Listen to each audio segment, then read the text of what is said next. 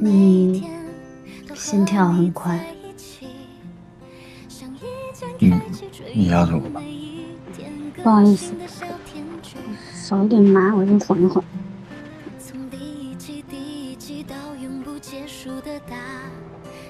蓝总那边，今天应该是最后一天了吧？该做的努力都做了，其他的就听天由命吧。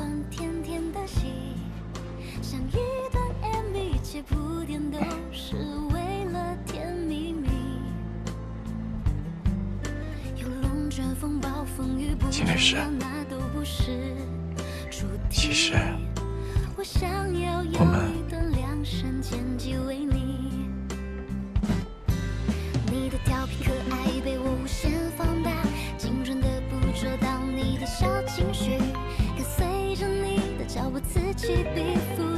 们有电话。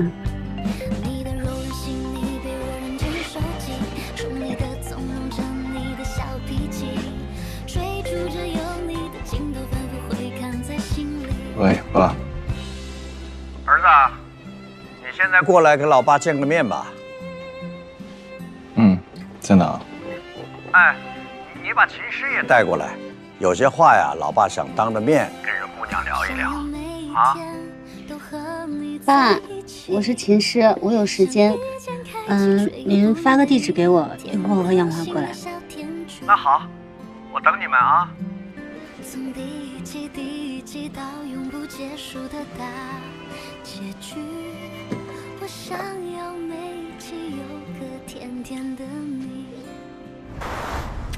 哥，我问你一个问题，请你如实回答我。干嘛呀？哦，你还要审问我呀？爱说不说。小诗啊，你现在脾气怎么变得越来越大了？啊？哎呀，好，你问吧，我保证如实回答。你爱嫂子吗？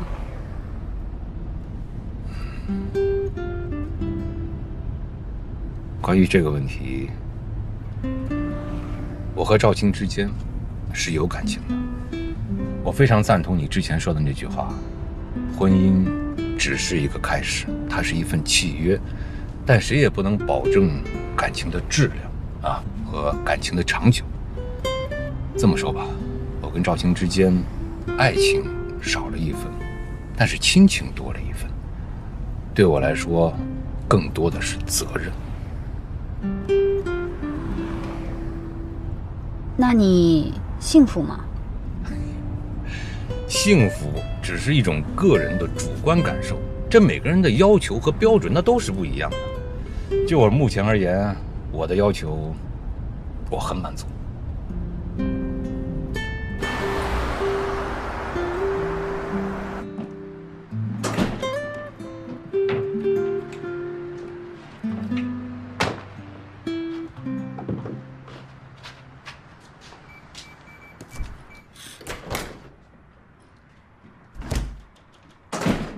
回来了。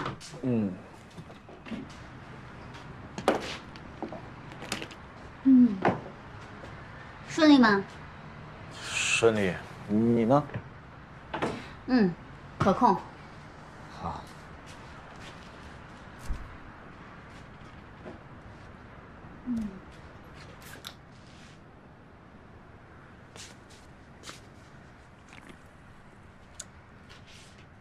我想问你一个问题。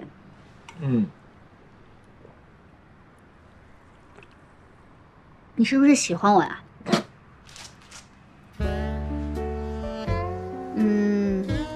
这个事情呢，我想了一天了。我觉得结婚这件事情对我的好处远远大于你的。你这么一个清心寡欲、想要孤独终老的人，为什么要跟我结婚啊？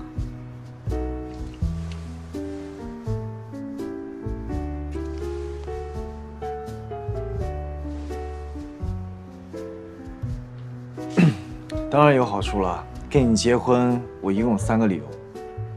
第一，我没有管理好我的家庭，尤其是我妈对你的工作造成了极大的影响，所以我要弥补这个失误。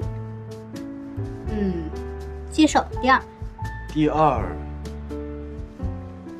跟你结婚，我妈就会彻底消除各种奇思幻想，而且你是目前唯一一个能压得住我妈的女人。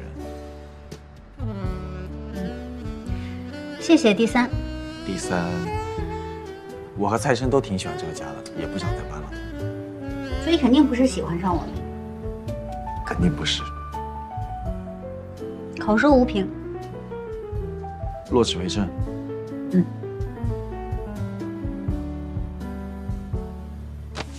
这份协议是为期3年的婚姻协定，3年时间足够你完成所有工作上的事了吧？想的还挺周到，可以。3年内，我依然会支付我应当承担的房租。还有这一份协定，这一份是婚前协议，里面已经明确规定了我们婚前婚内的财产，确保我们协议结束之后不会产生经济纠纷，这应该也是你最熟悉的。没问题，交给我。还有，关于结婚这件事情，我想尽可能的缩小的范围，还有减少开支。我们的婚礼能免则免，你觉得呢？不能同意更多。我上网查了，去民政局登记只需要户口本和身份证就可以了。户口本现在在我妈那儿，但拿出来应该不成问题。你呢？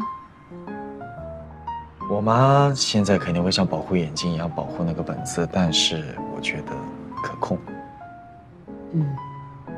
就这么定了，速战速决。速战速决。等等，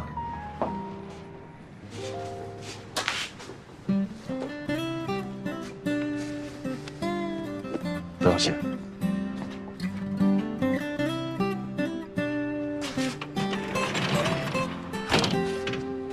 我想要每一天都和你在一起，像一卷开启谢谢。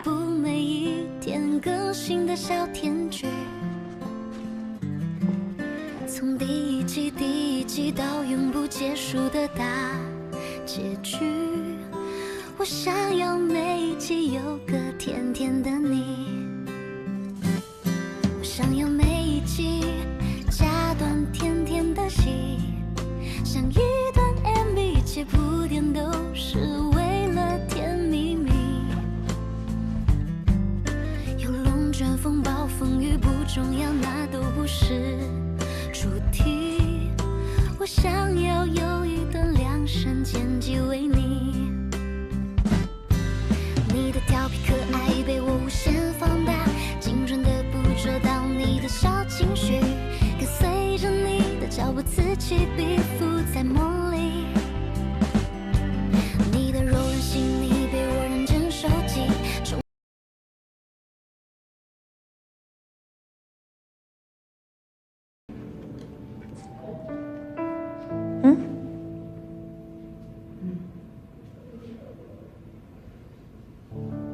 差不多，会要开始了吧？你心里有多大把握？一半一半。玉兰集团董事会的成员里面，大多数人都好搞定，最难对付的估计就是蓝总的大哥蓝佑国。蓝佑国当年被逼下野，当了10几年的闲云野鹤，野心就像野草一样啊，只要有一点机会，就会蓬勃发展。这个你是有发言权。面对这些老狐狸，我们的蓝总千万要顶住啊！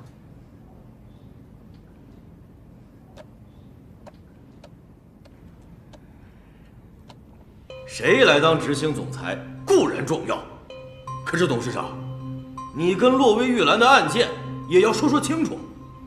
我们公司停牌这么久了，也得给证监局一个交代。我听说董事长个人要承担几10个亿的债务，是不是真的？您打算怎么还？是不是打算让玉兰集团输血呀？对。我认为这些都不重要，重要的是国不可一日无君。我们集团需要一个能说了算的人。南董，你认为呢？大家静一静，请听我说，听我说。我知道，你们在座的每个人都不希望看到我坐在这个位置上，也不相信我能管理好玉兰集团。但是我请你们记住，我比你们任何人都在乎玉兰集团。它对我而言，不光是生意，也不是谈判的筹码。它在我人生中有最美好、最珍贵的记忆。我赞同刚刚钟董的意见，眼下当务之急是确认新的总裁人选。所以现在我就行使我作为董事长的人事任命权。从今天开始，玉兰集团的新任执行总裁是赵丹萍小姐。什么？赵丹萍？人吗？啊？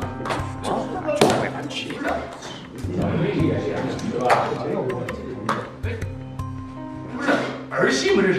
就是啊。现在呢，他们是肯定不会让赵丹萍当这个执行总裁。赵丹萍虽然是蓝家的人，但她并不姓蓝。蓝耀国的儿子才是众望所归。现在就希望这个赵丹萍自己可以坚持住，因为只有她才能真的帮到蓝总。是啊，现在战争才刚刚开始。秦律师，在聊什么八卦啊？秦律师，你不会感兴趣的。他不感兴趣，我感兴趣啊！说说看。咱们律所呀，有人明明是单身，却假装已经结婚了，厉害吧？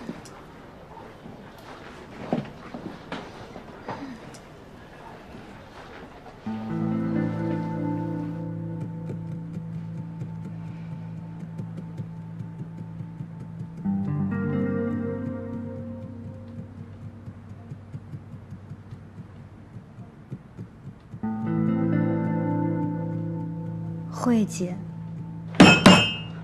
敢骗我！李代，你个骗子！我居然相信你，我真是疯了吗？不是我，真的不是我。我当然知道不是你啊！哎，我告诉你啊，我做人事工作有20年了吧，真的是越来越大开眼界。以前光知道有人隐婚。哦，隐离婚我真的是第一次听说。离婚？对啊，哎，我告诉你，现在有人突然告诉我说，有的人明明未婚还要装已婚，我一点都不稀奇。为了升职加薪拿资源，竟然能做出这种事儿，真的以为这种低级的谎言能瞒天过海啊？把我唐一慧当成什么人了？傻子吗？我的智商有那么低吗？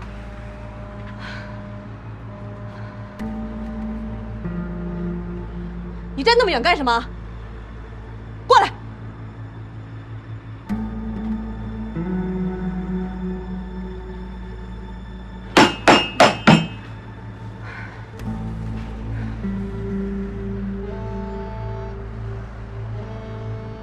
姐，有什么话，您要杀要剐，您就直接说吧。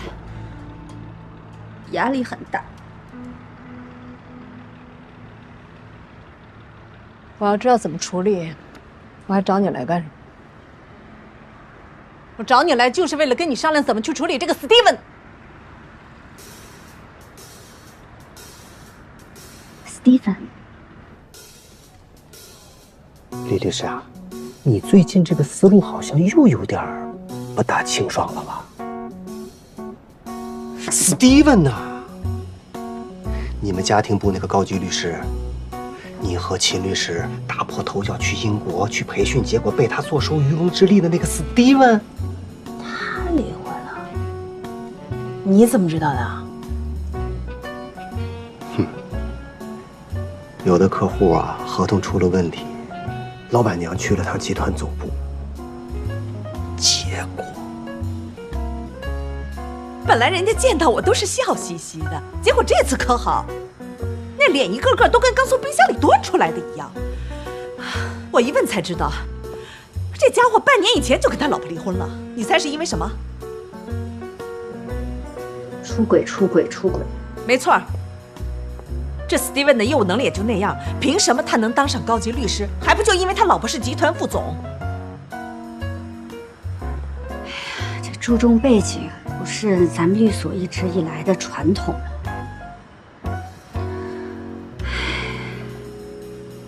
你看我笑话是吧？哎，你说这话可就没良心了。我要是只看重背景资源，你就没有资格走到今天这一步。慧姐，去，别在这打岔。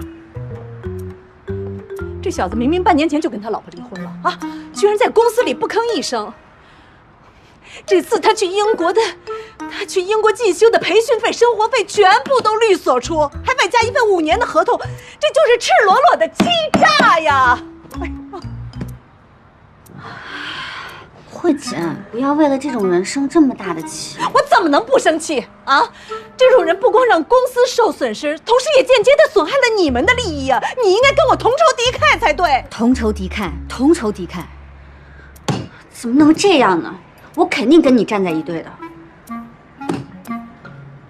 那咱们怎么处置他？难，很难。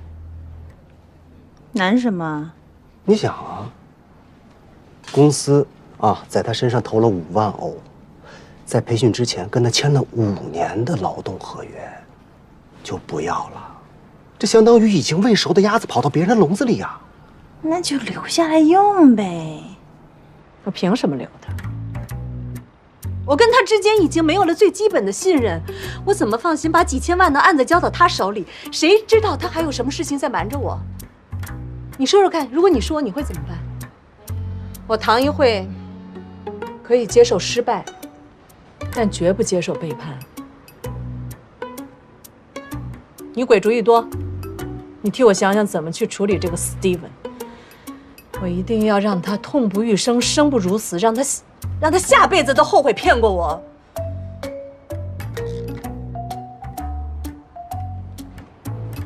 行，我想想。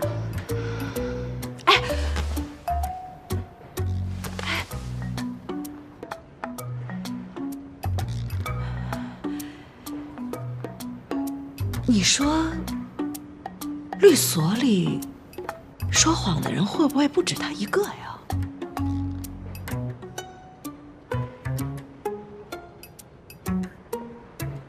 是不是还有人在隐瞒着一些我应该知道的事情？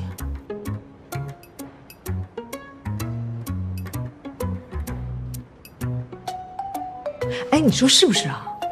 你说话呀！不会的。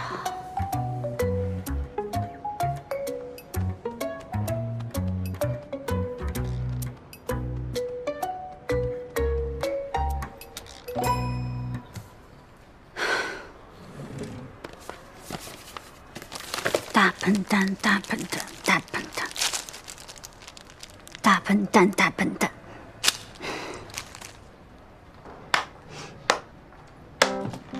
劫后余生啊，秦律师。哎呀，我们秦律师还会心虚，还会害怕呢。缴枪不杀，坦白从宽，有自首情节呢，量刑从低啊，秦律师。要看笑话出门右转哦。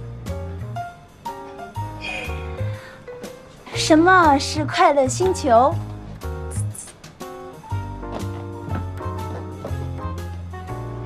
幼稚。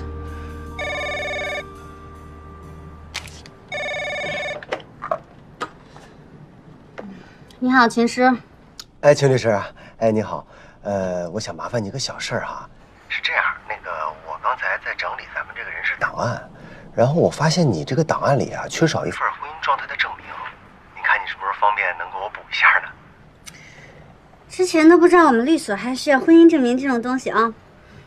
对，是，一般来说呀是可有可无，但是呢，咱们这个律所最近的事情比较多，是吧？Steven的事儿你也知道，所以呢，刚才唐总专门找我过去安排这项任务，咱们律所的每一个人的资料都需要审核补齐，所以你看你什么时候方便，把资料给我拿过来一下。啊，那个我这边有客户电话进来了，我知道了，回头说啊，拜拜。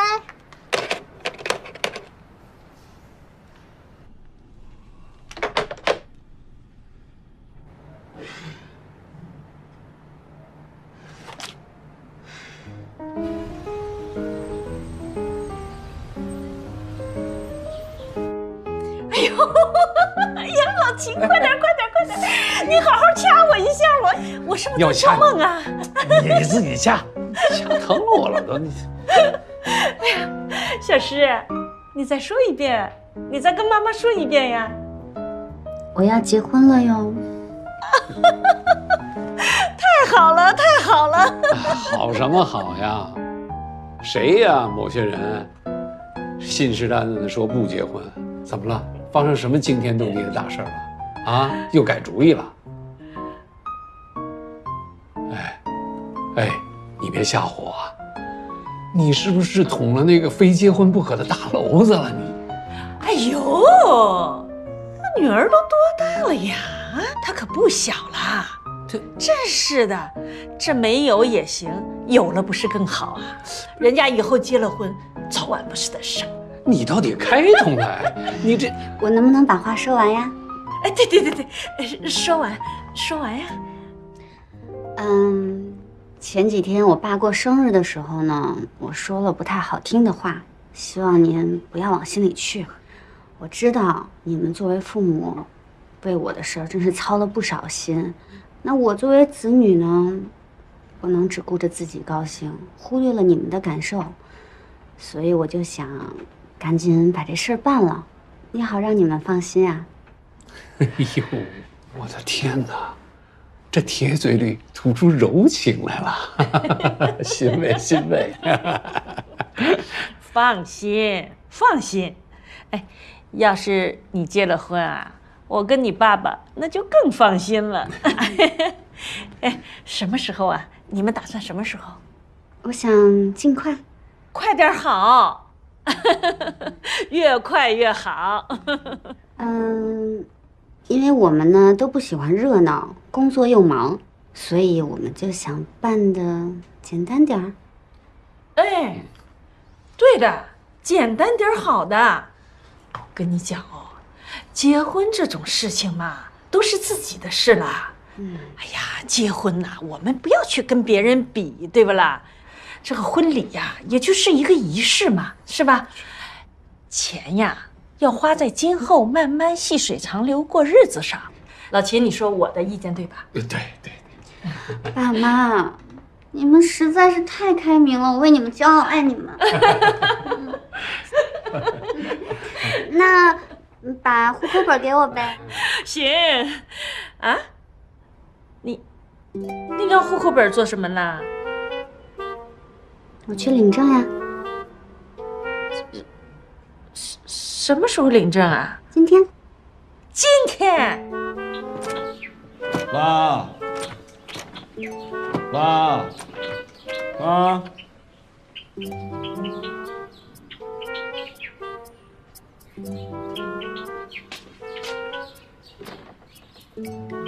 你不能这样老躲在里面不出来吧？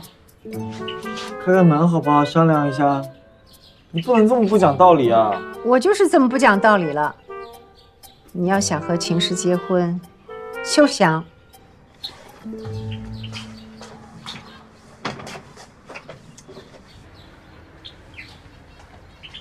妈，开开门好不好？好好商量一下嘛。你瞧也没用，他不会给你开的。爸，要不你想办法帮我把户口本拿给我。户口本早就让你妈给藏起来了，我到哪儿给你找去啊？不都是你平时惯我妈惯的？哎，我惯我自己的老婆，跟你有关系吗？你的老婆弄得我的老婆受委屈，那这怎么算啊？对的，我们杨家的男人就是不该让自己的老婆受委屈。这样啊，你妈妈的工作呢，我去做，你呢就回去好好安慰安慰秦师，自己的老婆自己哄，好吧？你放心，我绝对不会让秦师受委屈的。言为定。当然。耶。耶。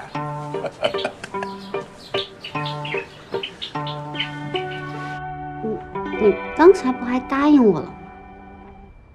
啊，我是答应了，我答应你结婚，我也答应你快点结婚，但我没答应你今天就领证。那明天？明天也不行。傻囡囡，你把结婚当什么了？你以为是小孩子过家家的啊？且不说你跟这个男的谈了多长时间恋爱，认识了多久吧，哎，你想想，他登过我们家门不啦？我跟你爸爸见过这个人吧？他到底什么性格啊？长得什么样子啊？对你好不好呀？啊，脾气大不大呀？人品怎么样？哎，我们什么都不知道的呀。这怎么就要跟人家去登记结婚了嘞？真是的，没有一家家长会同意的。真是。刚才还夸您开明呢。开明不等于我傻呀。这主意谁出的？这跟谁的主意有什么关系啊？当然有关喽，有大关系的。这是谁家的孩子这么不懂事的啦？人家女方的父母也不去见一面的，这黑不提白不提的，就把人家辛辛苦苦养大的闺女就想给娶走了。哎，1分钱也没花过。哎呦，这种如意算盘打得太精了啦！妈，你这怎么又扯到钱上了？这是我的主意。你，别生气，都别生气，咱们有话好好说。来，你，我说啊，这婚礼不办也可以的。不可以。不可以。结婚是一个女人一辈子的大事儿，结婚的时候最能看出来一个男人把女方放在心里的什么位置上。哎，小诗啊，哎呦，你是不是读书都读得太多了，读晕掉、傻掉了啦？你要干什么？跟外头那些人学去什么裸婚啊？我跟你讲哦，结婚的时候你千方百计的给人家省钱，不跟男方提条件，人家会领你的情啦？人家会感激你不啦？人家怎么看你的？人家会怎么想你的啦？妈。来，快听话。你怎么又说到钱上了？你当年结婚的时候不也没办婚礼，没收彩礼吗？结婚戒指都是结婚以后才买的，是不？正是因为我这样，所以我才被压制了一辈子，被人家踩在脚底下一辈子，能晓得不啦？胡小妹，谁这辈子把你踩脚底下了？你说这孩子的婚姻的事儿，你怎么又扯到我身上了？你说你这人，小诗啊，妈妈这辈子就是活生生的例子。一个女人结婚的时候不跟男人提条件，那就是对自己不负责任，是个彻头彻尾的大傻瓜。所以我不愿意让我的女儿这个样子。你说妈妈提钱，什么事情都看钱。哎，我问你，没钱你能活到这么大吧？没有钱你能读得起那么多书不啦？你买车买房不用钱？所以呀，你得跟那个姓杨的小伙子讲，你们要结婚，爸爸妈妈都是支持的。你们想早点结婚，我们也高兴，对吧啦？但是他想结婚，别人家里有什么，我们就得有什么。婚房啊，婚车啊，婚礼怎么办呀？装修啦，家用电器啦，他通通都准备好了，就过来娶你。户口本我我帮你收着。他小子想1分钱不花就把我女儿娶走，没门儿。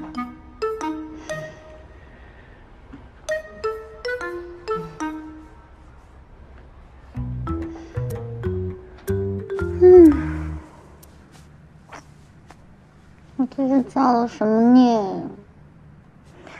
为什么所有人都要跟我作对啊？我就是想简简单单的领个证、结个婚、生个侄。怎么这么难？11层是西天吗？我是去取经吗？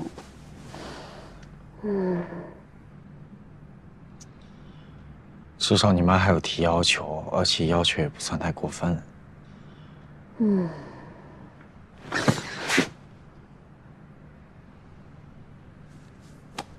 杨华哥哥，你能不能先勉为其难的跟我去一趟我们家？不管我妈那边呢提出什么要求，就先假装答应了。咱俩把结婚证领了，领证以后，婚礼的事儿再说。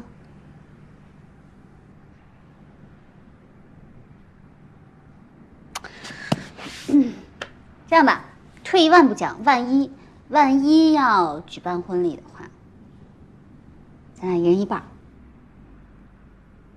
好，我全出了，全包了。我不是说这个，你妈那边是没什么大问题，但我妈这边我担心。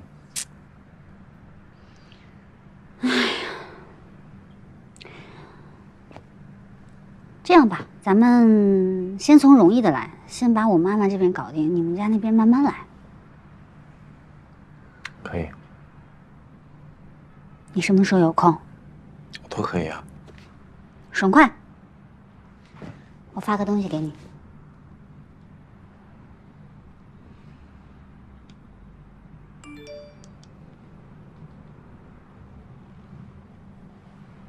这个呢是我爸妈的喜好，还有他们的口味。我们家的状况呢是这样，我爸说了算，但是我爸对于咱俩提前领证呢没有太大的意见，反而是我妈反对，但是我妈容易搞定。你呢把这张表看一下，到时候有我辅助你，咱们一定可以取得胜利。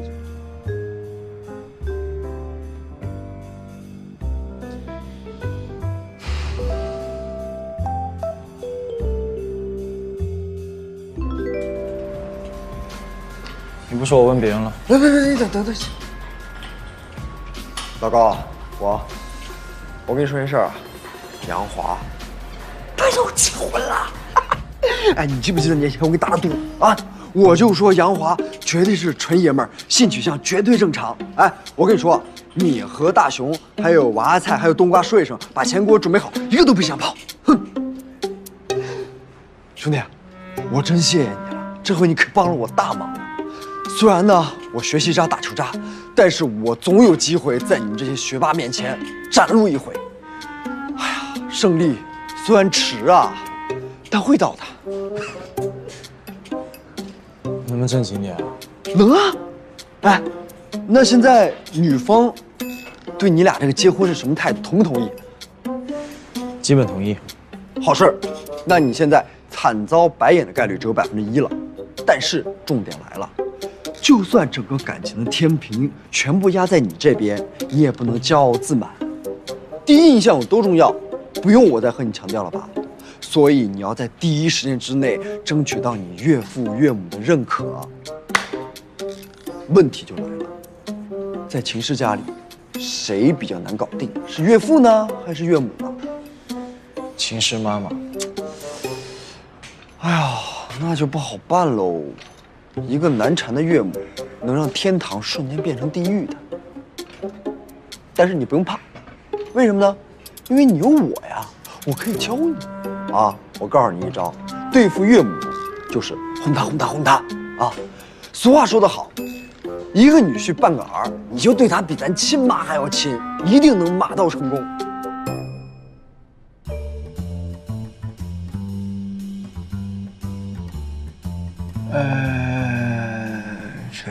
你说的那位啊，怎么看着跟小孩似的？多大了？讨厌！我今年28。28，好年华呀，可以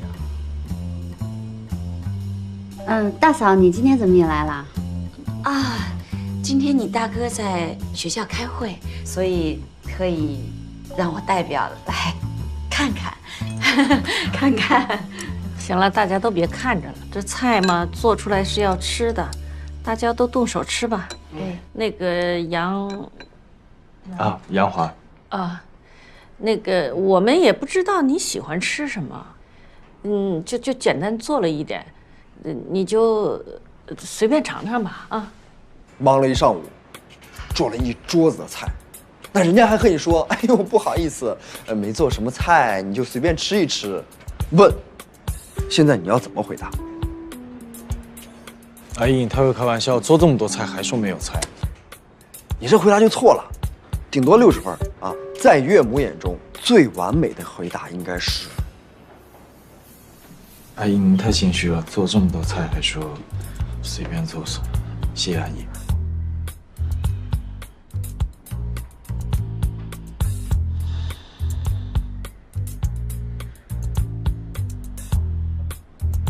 来吧，吃吧。吃饭，吃饭，吃饭，吃吧，吃吧。你要吃什么？我帮你加。丸子。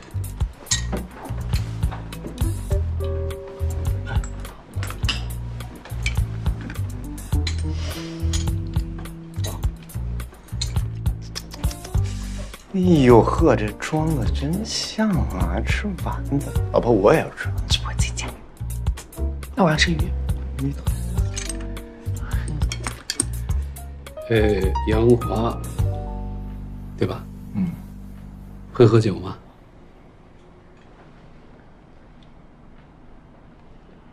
喝酒呢，应该来说是绝对的陋习，但是呢，你第一次去别人家里，那你这就是一道鬼门关的题啊！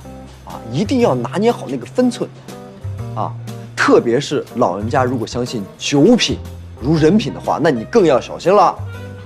这喝酒，考验的是一个男人的定力、魅力、勇气和担当，你不能推辞，但也不要贪杯哦，不能耍小聪明啊！你呢是能醉，但是不能大醉。我跟你说，我当年去我那个岳父岳母家的时候，我就因为没把握好我这个分寸，我不说了，我说的都是眼泪。那你说了这么多，到底喝还是不喝啊？你傻呀？你觉得呢？疯了。那个杨华，不着急的，慢慢喝，慢慢喝，慢慢喝。哎，我觉得挺能喝的呀，爸，这挺能喝的，能喝就多喝点。行了，干嘛呀？干嘛呀？我这帮他给咱爸刷印象分呢，你这干嘛？这得没多少，他喝不喝？这真是。行了，别倒，别倒。没事，这才多少，他能喝，他爸他能喝，你看他。你不用理他，不用喝啊。没事，我有分寸。那个，你们先吃着喝着，我去再做2个菜啊，少喝点你。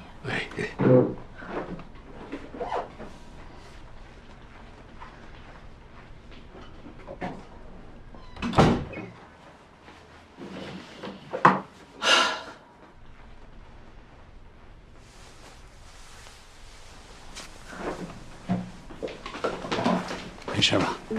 来，咱接着喝，咱俩喝，来，爸一起，来一起来。少喝啊！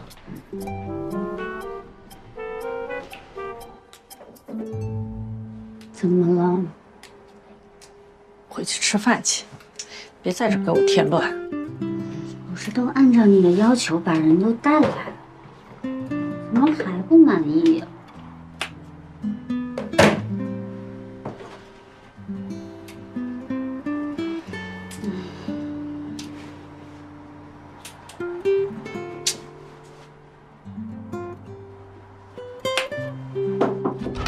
还要做什么菜？我来帮忙。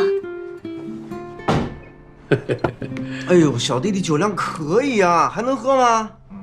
能喝那咱就一醉方休了。月少来，少来，没事，这爸这才多少度啊？这个那能喝啊？杨华，你跟小诗是怎么认识的呀？啊，怎么认识的？爸，他们俩是国外旅游的时候认识的。我问他呢。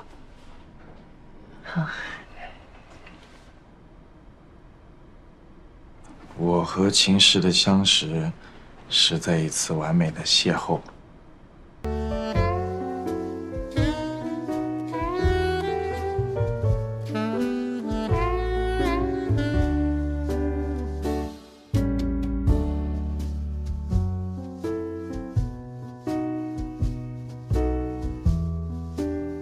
人生呢，就像一场无休无止的旅行，时间久了，你自己甚至都忘了自己是从哪里出发的，又该从哪里停止。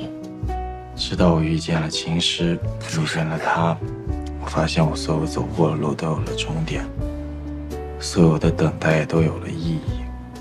他就是我的星辰大海，无处不幸福，无处不芬芳。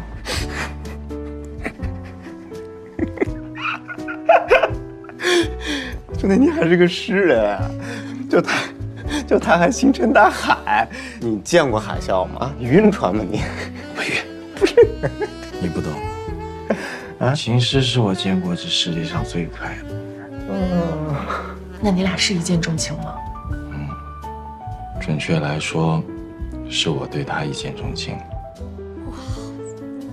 行，小杨啊，你们俩感情好，这个挺好的。但这婚姻呢，它不光需要感情，它得过日子呀。你这常年的两地分居，这不是个事儿啊。那不是个事儿。你考虑过没有？换个地方，换个工作。叔叔，其实前面那都是骗你的，我不是从国外回来的，我是做喝多了是不是？喝多了开始瞎说话了是不是？没喝多。你看，喝多的人都说自己没喝多，是不是吃的也差不多了，可以回去了，走呗。谁敢走？魏月，把门给我绑住了。得嘞。我告诉你们俩啊，今天不把话说清楚了，谁也别想出这门。说吧。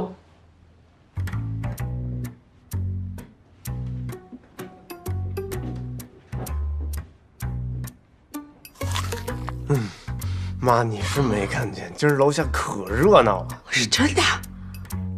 那这个杨华是干什么的？他们是真的谈恋爱吗？会不会结婚啊？哎呦，要紧时候你先说，说了再吃嘛。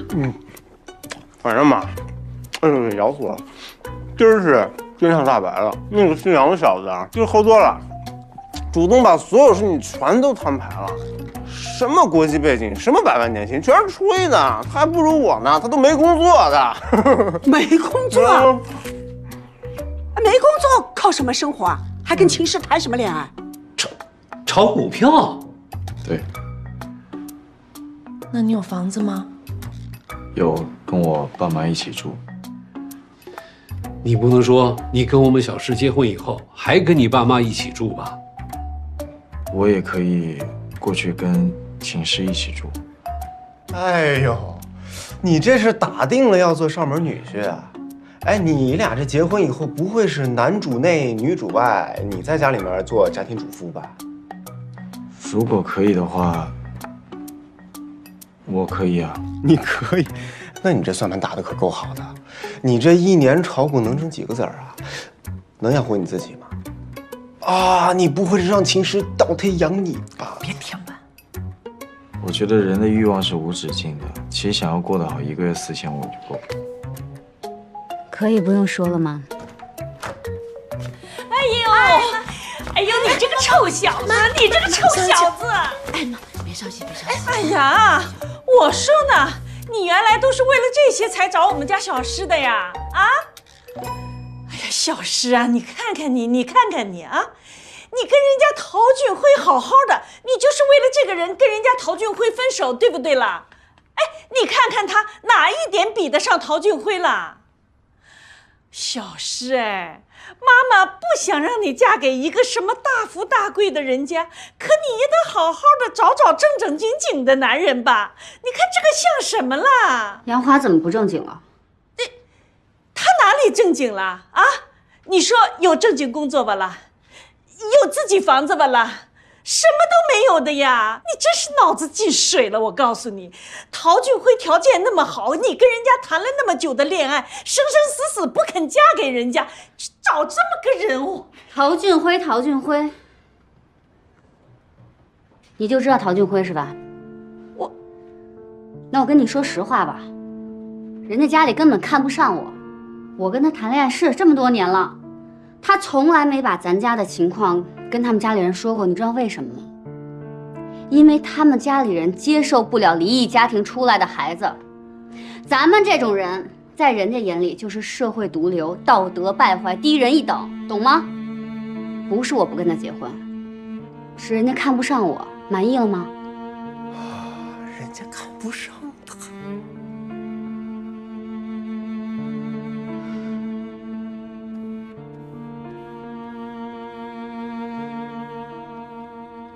哼，简直就是惊天大逆转呀嘛！哎，这死丫头平时趾高气扬的，你还记得她刚出分手的时候那傲娇样吗？她是被人给甩了。哎呦，今天这个瓜吃的简直……那你打我干嘛呀？干嘛不打你啊？秦氏是谁啊？再怎么讲是不是你妹妹？现在人家骑到你妹妹头上了，你爸爸呢还被人家啪啪打脸，我该不该打你？你这个当哥哥的不称职。不是妈，这都过去多长时间的事了，我有什么办法呀？再说了，他自己擦擦。哎，不是妈，你打我干嘛？你别打我！不是你打我干嘛呀？你打我干嘛呀？你打我干嘛呀？你打我！不是你打我！别打了，你打我干嘛呀？没什么好说的了，走吧。树阿姨，我不知道在你们看来什么样的女婿才是最好的。我知道我不是优秀那个，但是有一点我可以做到，我不会要求秦氏为我改变什么，我也不会成为秦氏人生目标中的一个障碍。请相信我。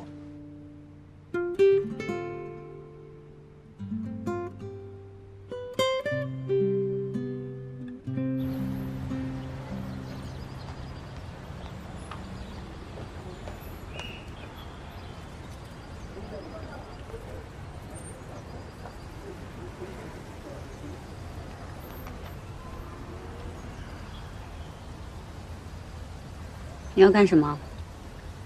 车钥匙是不是在你那儿？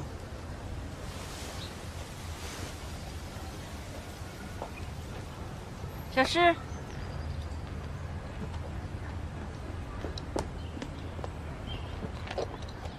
东西也不拿就走了，啊？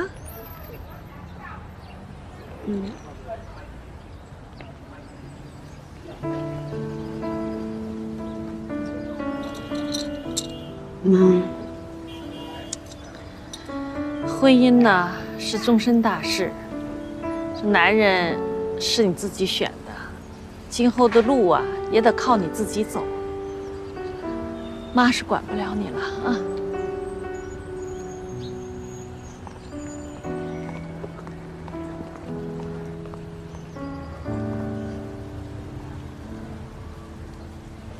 走吧。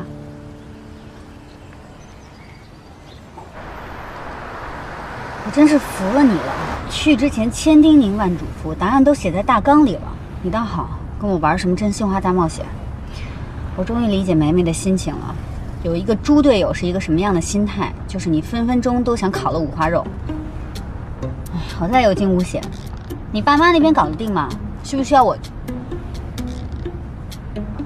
哎。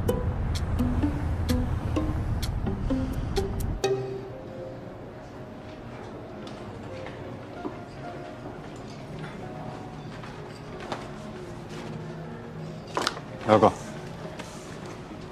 哎，麻烦您来一杯跟那一样的，谢谢啊。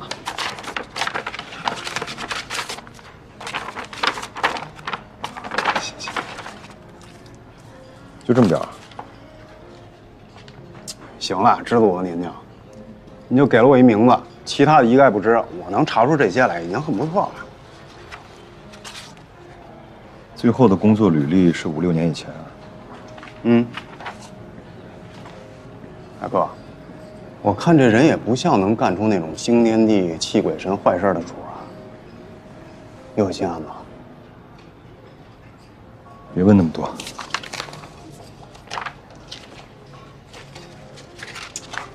你这最近状态很不对啊。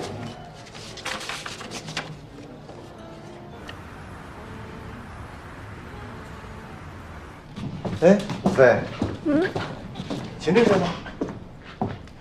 不知道，出去了。出去了。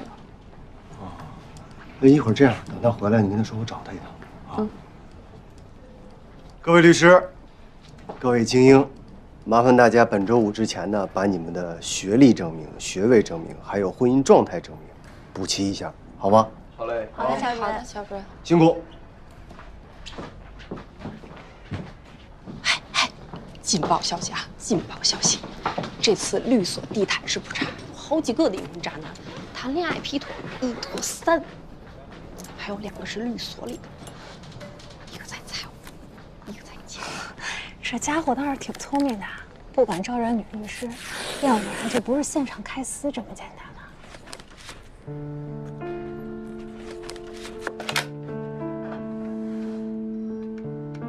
获得2007年全国大专院校辩论大赛总决赛的冠军队伍是浦江华文政法大学，恭喜！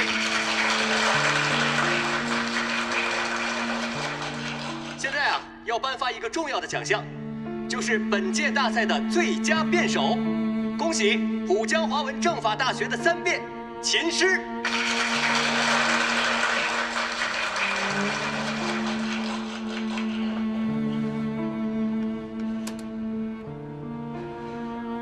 秦诗你认识吗？他好像就是华政的，他现在是我的顶头上司，也是家庭部的首席。啊，好像是比我低几届的学妹，我跟她不是很熟，不太清楚。你认识一个叫陶俊辉的人吗？他也是律师对吧？跟您一个学校的。我们以前上大学的时候在一个辩论队。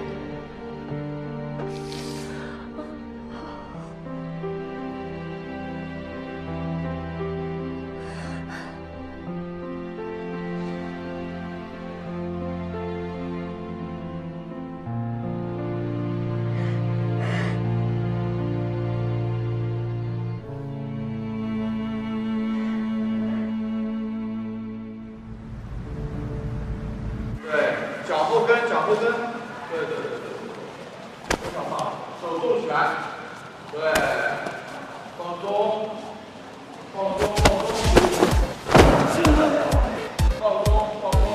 来，对，放松，哎。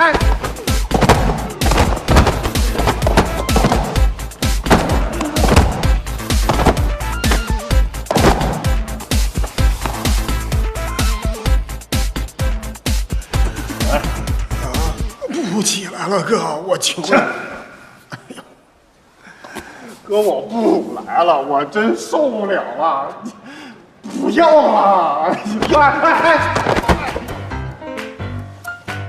起来，再来。哥，你就当我死了算了，求你了啊！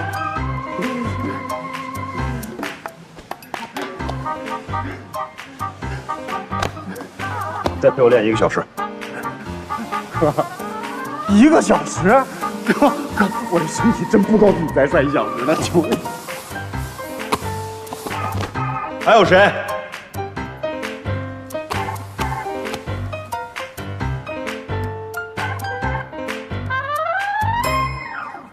我来呗。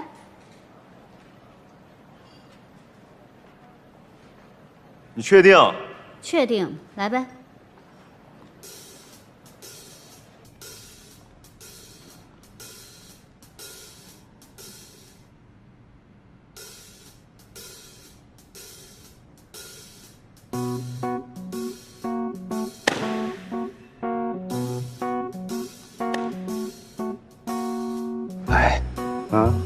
小姐姐和桃子哥什么关系？你怎么那么八卦呢你？小姐姐是你叫的吗？不是，桃子哥不会真摔她吧？那怎么可能呢？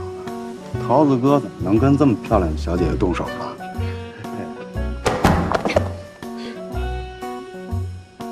来，一点都不怜香惜玉。下来。以前我教你都忘了。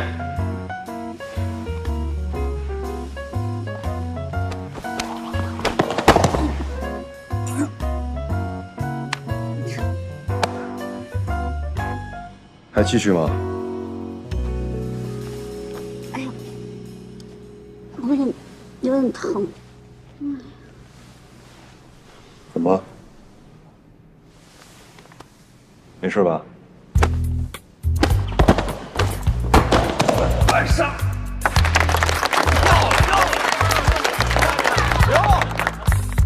输了。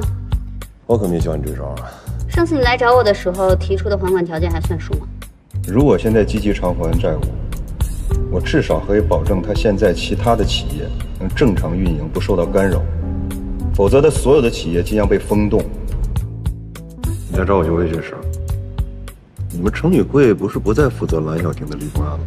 程宇贵不负责，不代表我不负责。你什么时候看过我手里的案子，我能让他跑掉？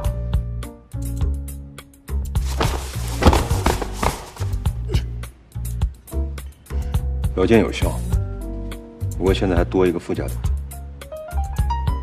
件。别看了，走吧，再看也不是你的小姐姐啊。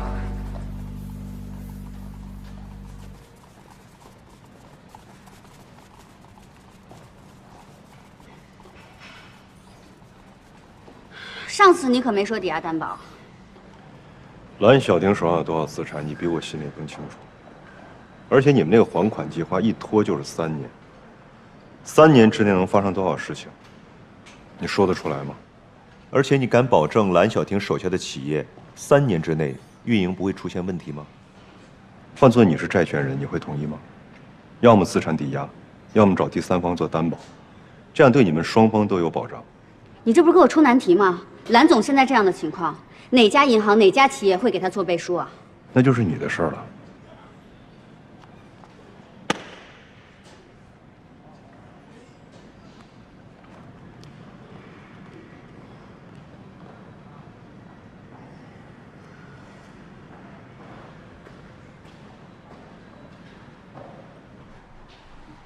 陶俊辉，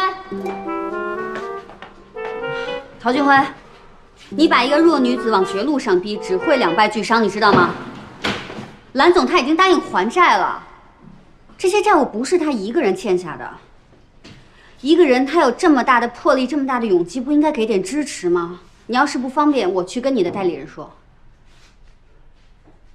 你们女人是最善变的，一个坚定的不婚主义者，刚分手，扭头就跟别人结婚去了，还有什么不会变的？我刚才说的条件一个都不能少。再提醒你一句，你只有1个礼拜时间，法院还压着一大波债权人的案子要处理，你错过了这次协商的机会，谁都帮不了你。出去，要不告你性骚扰。谁愿意看？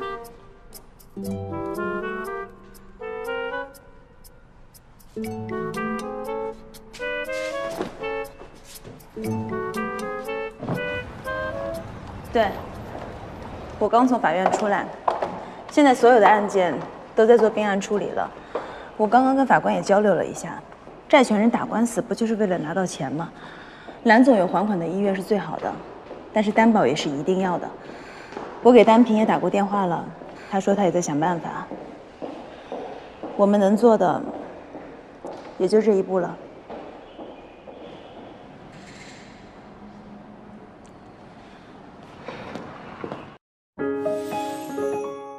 合生元奶粉激发内在保护力，宝宝皮实有活力，妈妈操心少。合生元邀您精彩继续。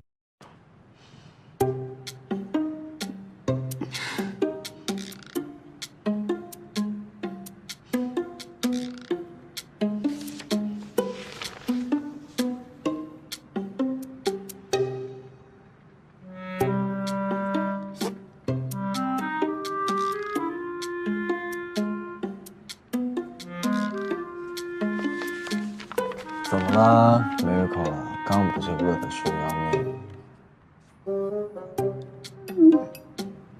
手疼，抬不起来。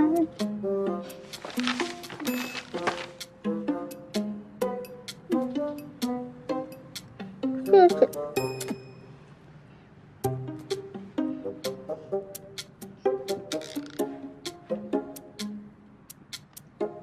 你要点喝的吗？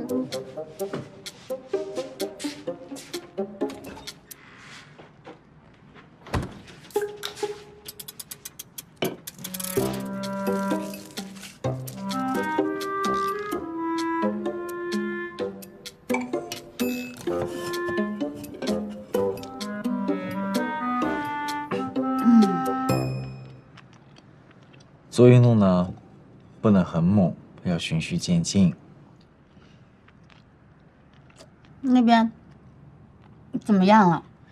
银行不可能，只能看个人。但个人企业呢，投资风险又太高，除非化整为零做融资。那就要找一堆企业来兜底，否则很难填补这么大的资金空缺。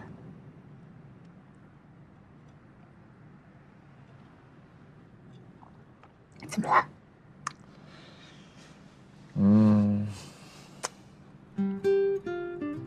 你爸妈从那之后有没有再跟你提起我？还想跟他们二老过招？不是，我那天喝多了，说了很多不该说的话，对不起啊。还好那天你及时补救，也算是将功补过了。而且呢，那天本来就是为了我，我也没有那么不讲道理。话是我说的嘛，祸也是我惹的，我必须得做出一些补偿。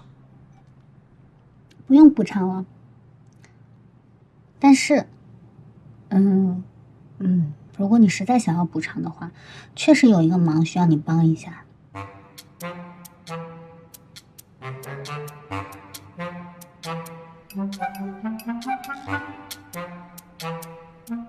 什么？你让我帮蓝总的早教中心找投资？我知道咱们有很多客户都具备这样的能力，所以……停！秦师，你在跟我开什么国际玩笑？我为什么要拿我的客户资源去帮蓝总？而且以蓝总他现在目前的经济状况，我这不是把钱往火坑里扔吗？杨华，你说下去。我看过早教中心3年来所有的财务报表，运作得非常好。在财务问题爆发之前，他们已经在着手 IPO， 按计划年底再开15家分店。现在因为债务问题，之前投资者都已经撤资。如果现在有人能够接手的话，就能以最低的投资获取更大的股份，完成 IPO， 利益回报就不用我多说了。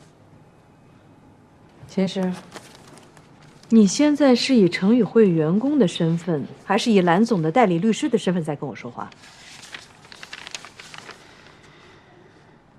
一慧姐，虽然程宇慧放弃了蓝总，但我没有。秦师，你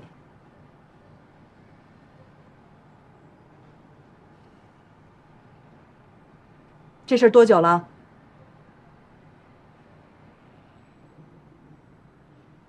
杨华，你是哪边人？秦总，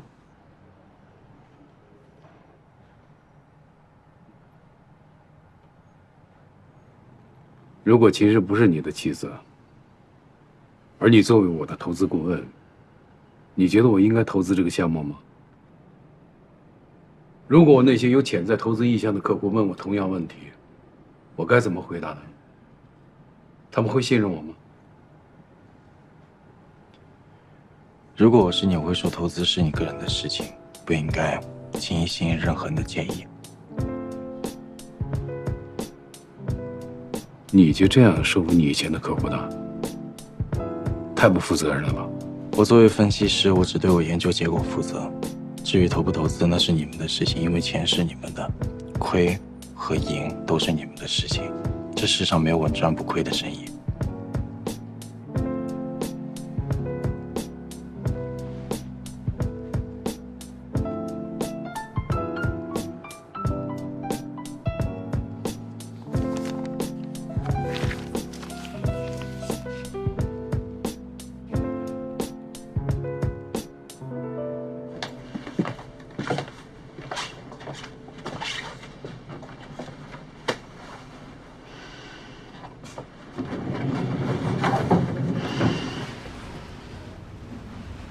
没事吧？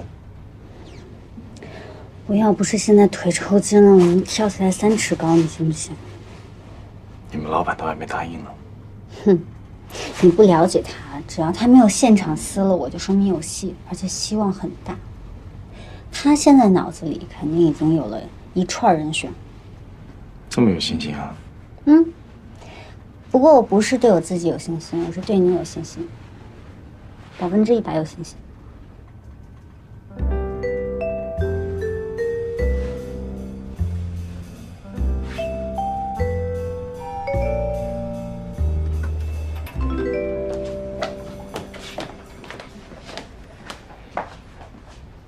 你还好吗？可以。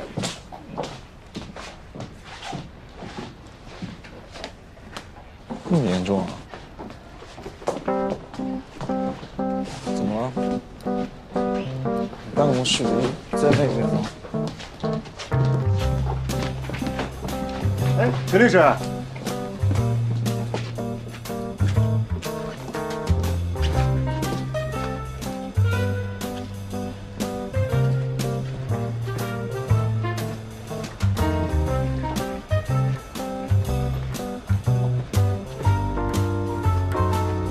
乔主任，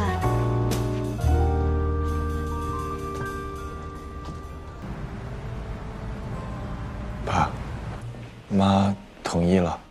你妈那个臭脾气你还不了解，她认定的事情哪那么容易放弃的？秦师啊，我今天见你啊，主要想替杨华的妈妈给你赔个礼，道个歉。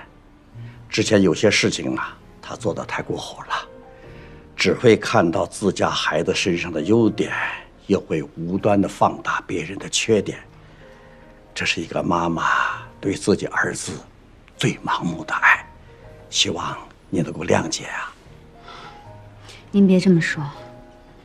我知道你们俩认识时间并不长，但是我认为，认识时间的长短绝对不是衡量真爱的唯一标准。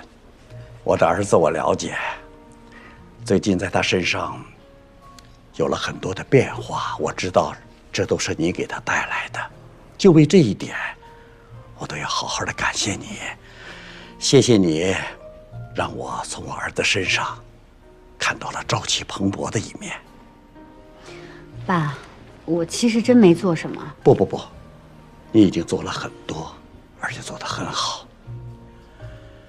我这个儿子啊，他并不能满足很多人的择偶标准，啊，你们两个人能够在一起，那是他的福气，我真的感觉到很欣慰。爸，你又没喝酒，你说这些干什么？爸，我们家的情况，你们真的不介意吗？之前妈也说过，您家从来没有人离过婚。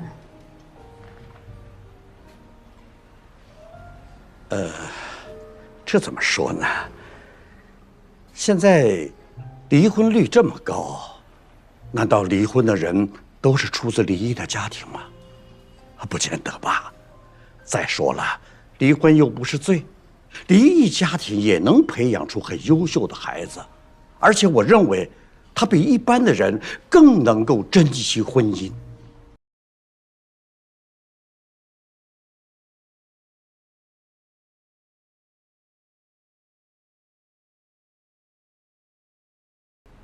离过2次婚。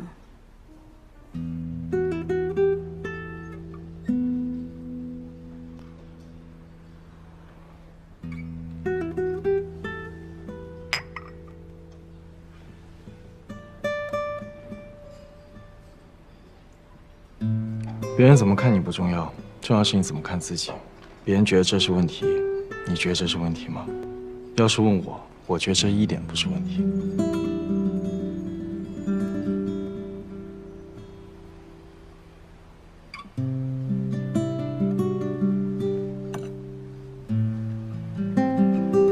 生活中偶然的感动，总是在不经意间。虽然我明白，这话可能只是有口无心，可能只是逢场作戏，但不知道为什么，当时我却相信，这是杨华的心里话。对了，我给你们带了一样东西。老杨，老杨。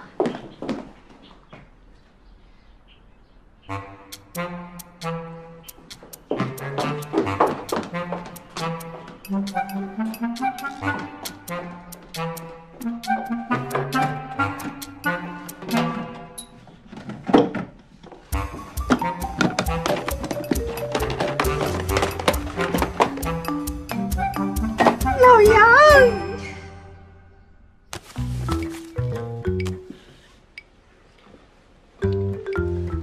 爸，这不是被妈藏起来了吗？你以为我真找不着啊？你妈那点心思我能不了解？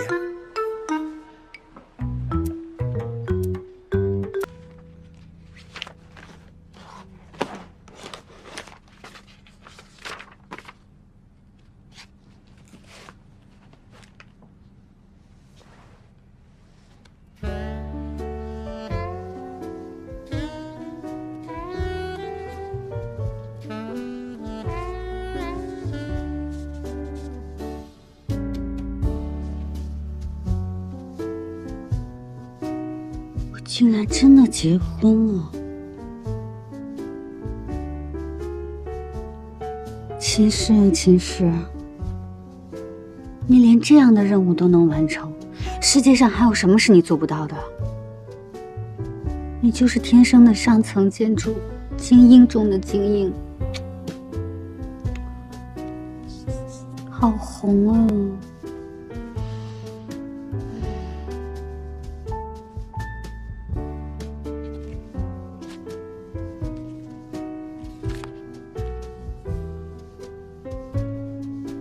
怎么笑这么尴尬呢？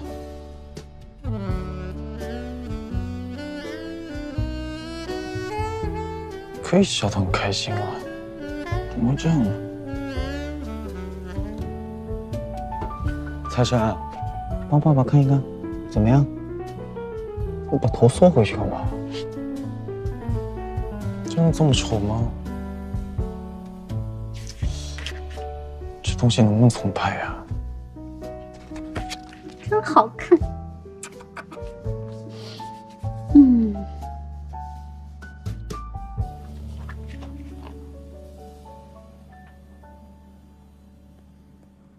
睡了吗？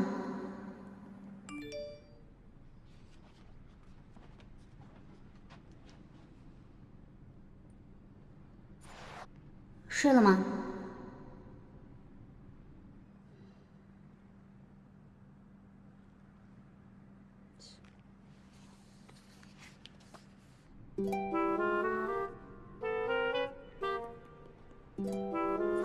没睡。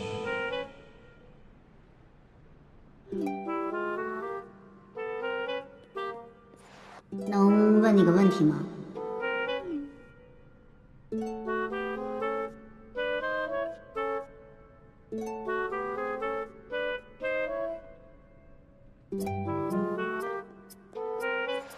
上午在我公司杂物间，你说，其实我们可以什么？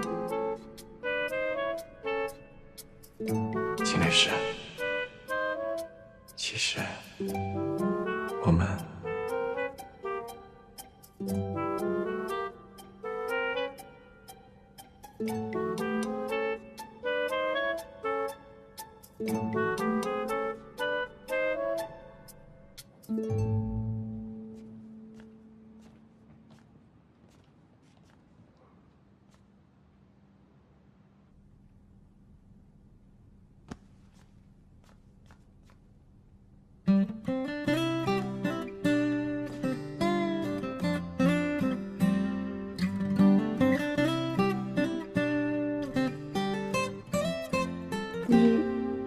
你想问的问题就那个吗？可我想问的别的问题。什么问题？可以吗？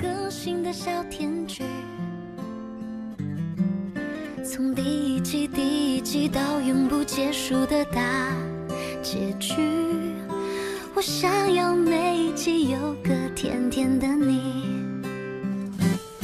我想要每一集加段甜甜的戏，像一段 MV， 一切铺垫都是为了甜蜜蜜。有龙卷风暴风雨不重要，那都不是主题。我想要有一段量身剪辑为你，你的调皮可爱被我无限放大，精准的捕捉到你的小情绪，跟随着你的脚步自己必附在梦里。你的柔软细腻被我认真收集，宠你的纵容着你的小脾气，追逐着有你的镜头反复回看在心里。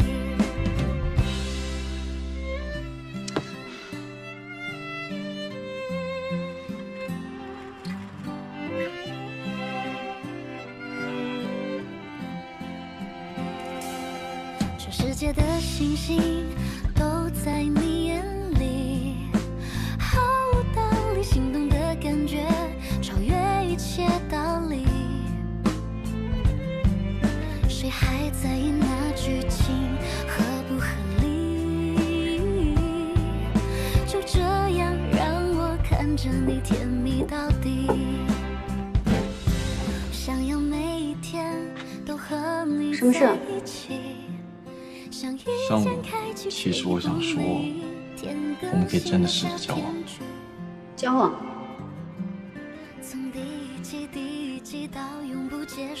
杨花先生，你呢没有好好读这份结婚协议。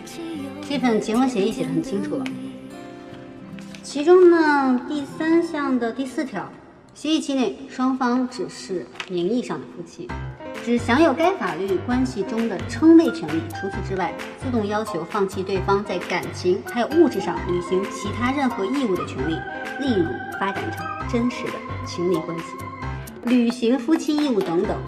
违反者呢，可根据情况的严重程度追究其刑事或者民事责任，并赔偿违约金500万。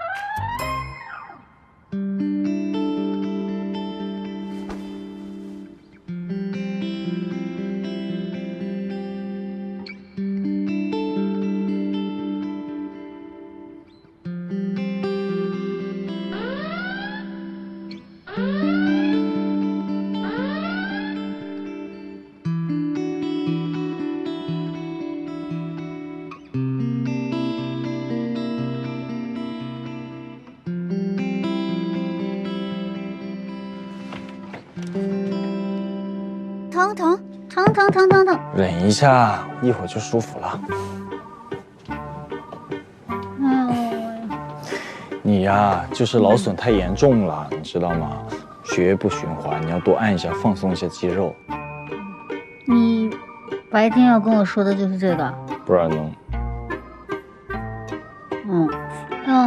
轻点。哦，这样呢？谢谢。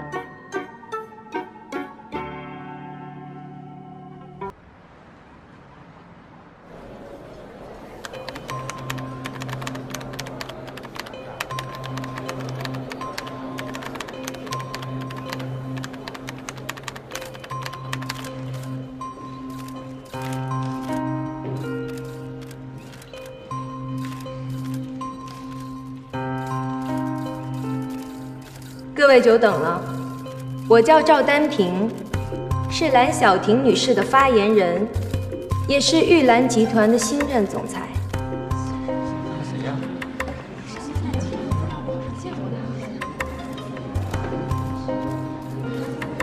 关于前段时间蓝晓婷女士涉嫌商务欺诈非法集资一事。首先，蓝女士的确是收到了法院的传票，但由于蓝女士并非洛威集团的实际经营人，所以蓝女士不是作为被告，而是作为第三方关系人配合案件调查。蓝晓婷女士与庞定方先生为夫妻关系，如今庞先生生在国外，已经失联，所以蓝女士希望通过在场的各位媒体朋友传达她对庞先生的建议，请庞先生能够回国，积极面对所有问题，承担应有的责任，履行一个企业管理者和一个丈夫的义务。在此期间，蓝女士将一力承担所有的债务，并且积极配合制定可行的还款方案。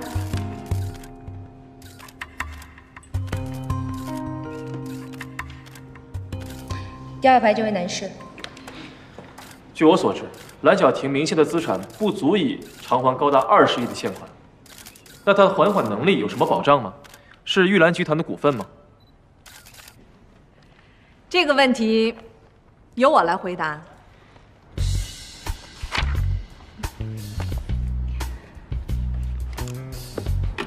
谢谢你啊，金律师，竟然在这个时候还能帮我找到愿意帮我做担保的人。蓝总别客气，我们只是做了个中间人。真的特别感谢。唐总，蓝总虽然有非常好的还款诚意，同时也找到了担保人，可3年时间非常之长，这样的情况是否有人会愿意接受呢？我觉得这个问题应该这样问：蓝总有很好的还款诚意，又有业界知名的投资公司作为担保人，有人会不愿意接受这样的条件吗？那您的意思是陈宇慧律所会作为玉兰集团的担保是吗？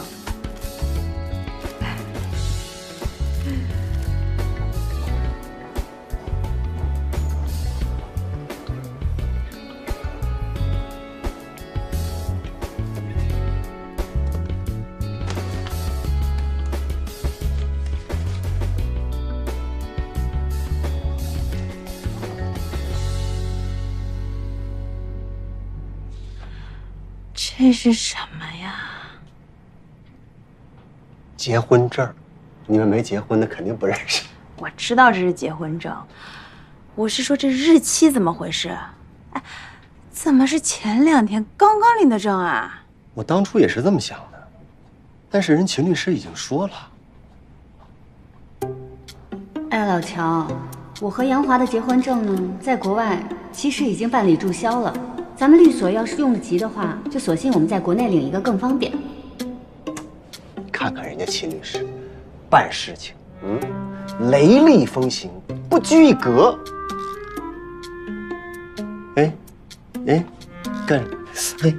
干什么呢？验假钞呢？那沾沾喜气得了嘛！你要想要自己去领一张好了。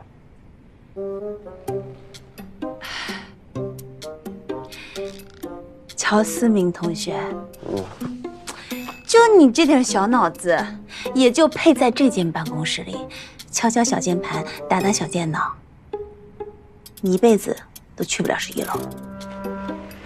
哎，我怎么上不了11楼啊？我坐电梯就上去了，好吧？出什么风？今天多谢你帮忙，帮我说服江总他们。你不用谢我，谈不上说服，只是帮他们争取到了最大的利益。你中午要是没事儿，我请你跟吴飞一起吃个饭呗。心领了，有事儿没时间。行，那有缘江湖再见。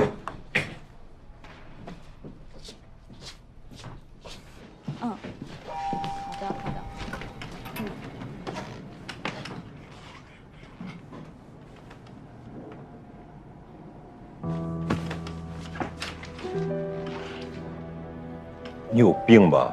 你什么男人？怎么能这么对秦师？你记住，怎么对秦师是我的事儿，跟你没关系。让开。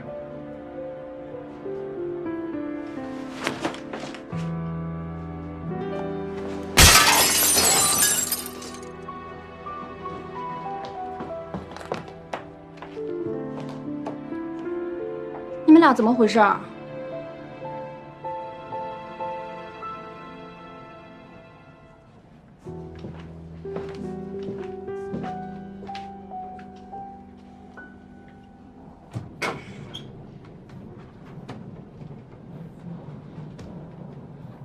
您没事吧？要不要送您去医院？不好意思，这个玻璃钱我会赔的。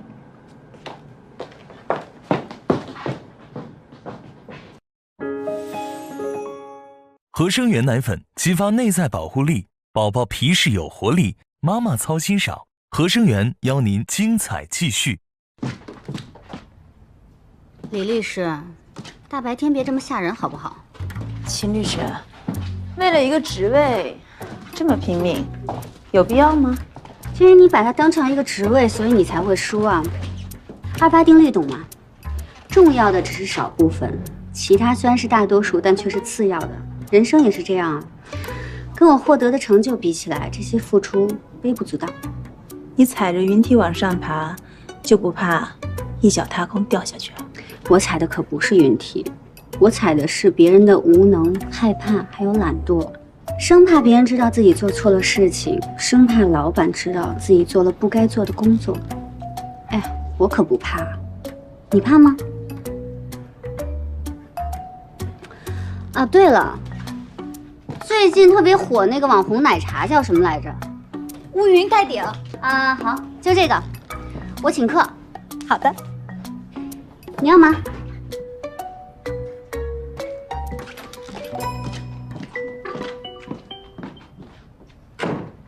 喂，怎么了？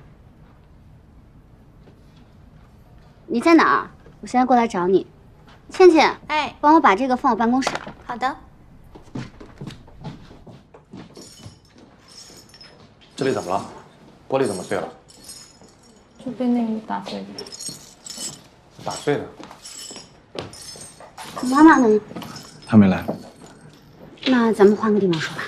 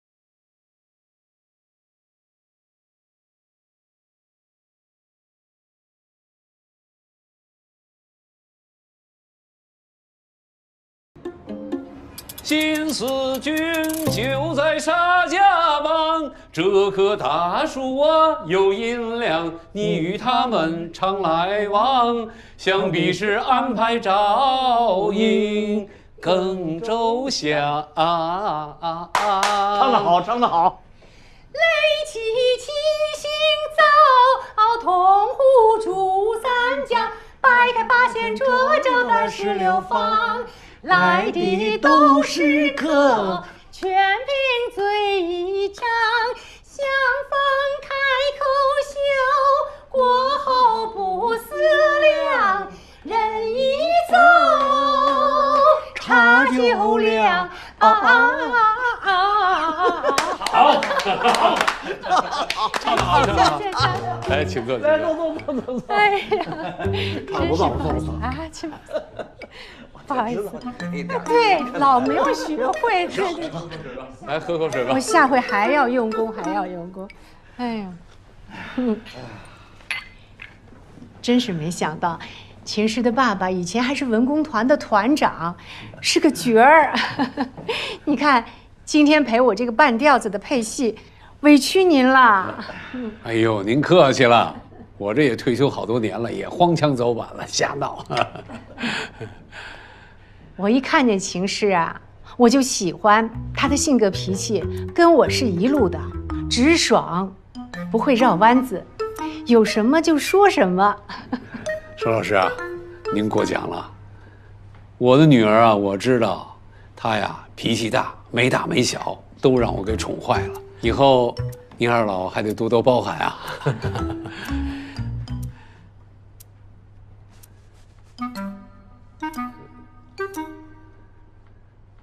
快点了！哎呦，你那么着急干什么啦？哎呦，打扮的这么漂亮啊！嘿嘿，我跟你讲哦，老秦哦，今天呢，我们是去跟亲家谈婚事的。哎，男方家里头主持婚礼那是天经地义，他们应该出钱。我女儿啊，人家有什么，我们就应该要什么。就算别人没有的，我女儿也应该得到，对吧？是是是。到时候啊，你不要13点兮兮的，又开始装大方。哎呀，晓得了。啊，你看今天咱们能聚会，就说明是缘分啊。咱们说这结婚的事儿。秦团长啊，你知道我最欣赏秦氏的是哪一点吗？就是大气。他对我们洋洋呀，真的是好。结婚金不要银不要，房子钻戒都不要。现在这个年代，像这么有能力、思想开明又懂得把握机会的女孩子，真的是不多了呀。这是我们杨家的福气，是不是啊，老杨？啊？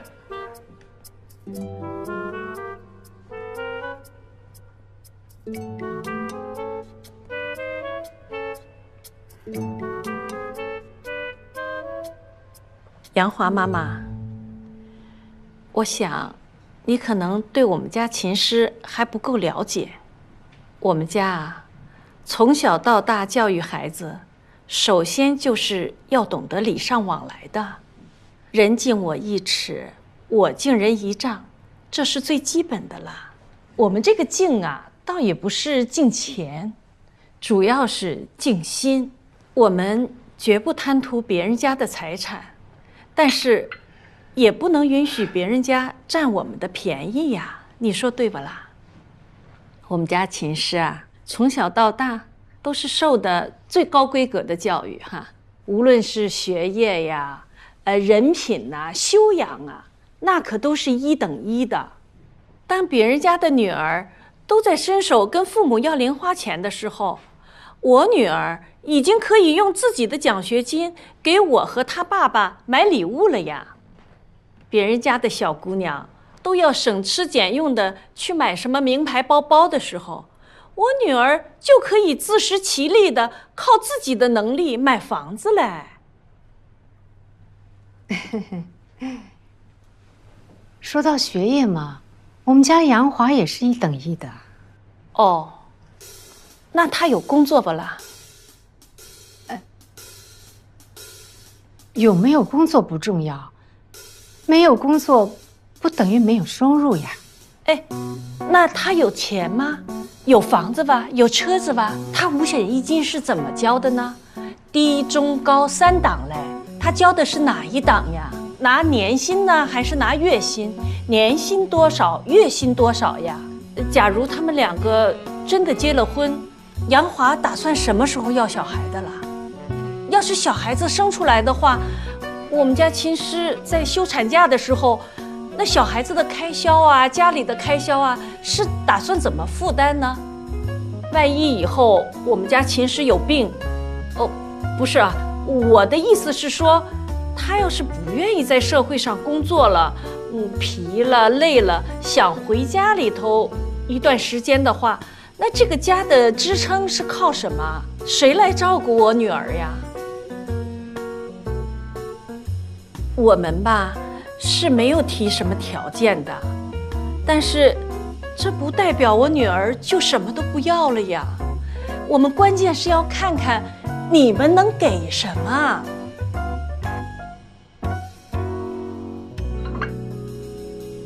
妈，喝茶。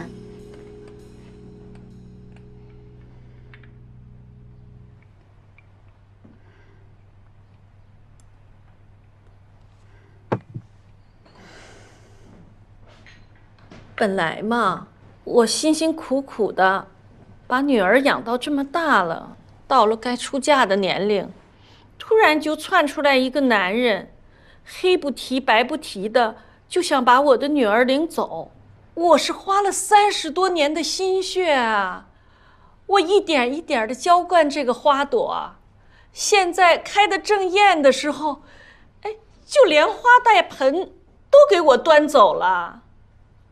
换谁，谁也是舍不得的啦。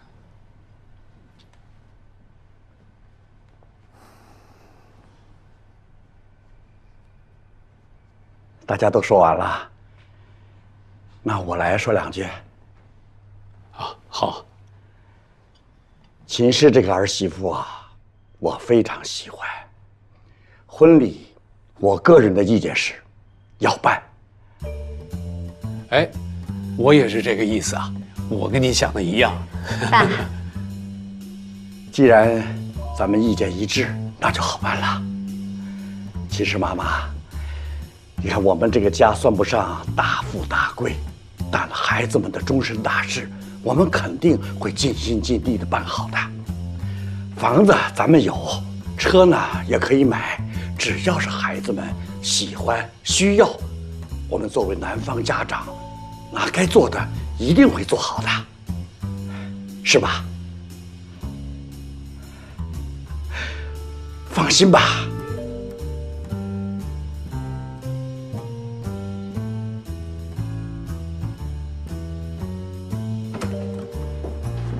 看到了没有啊？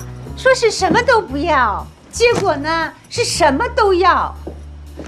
他自己说好的啊，不要婚礼，结果现在婚礼不仅要办，而且档次还要高。他妈妈还嫌弃我们家房子有不啦，车子有不啦。好了好了，有那功夫呢，好好检讨检讨自己。人家秦氏爸爸妈妈也没说错呀。啊，女儿嫁人想要一个风风光光的婚礼，这有错吗？咱们家确实是没有婚房，没有车，这是事实，人家也没说错呀。2个孩子真心相爱，就不要再说3道4了，是不是？这个婚礼一定要办。我也没说不办，但是他们家这么着急，我哪有时间准备啊？不要让人家开口提，不要让人家伸手要，咱们主动得给。儿子，这个跟你妈商量商量，要什么不要什么的，只管提。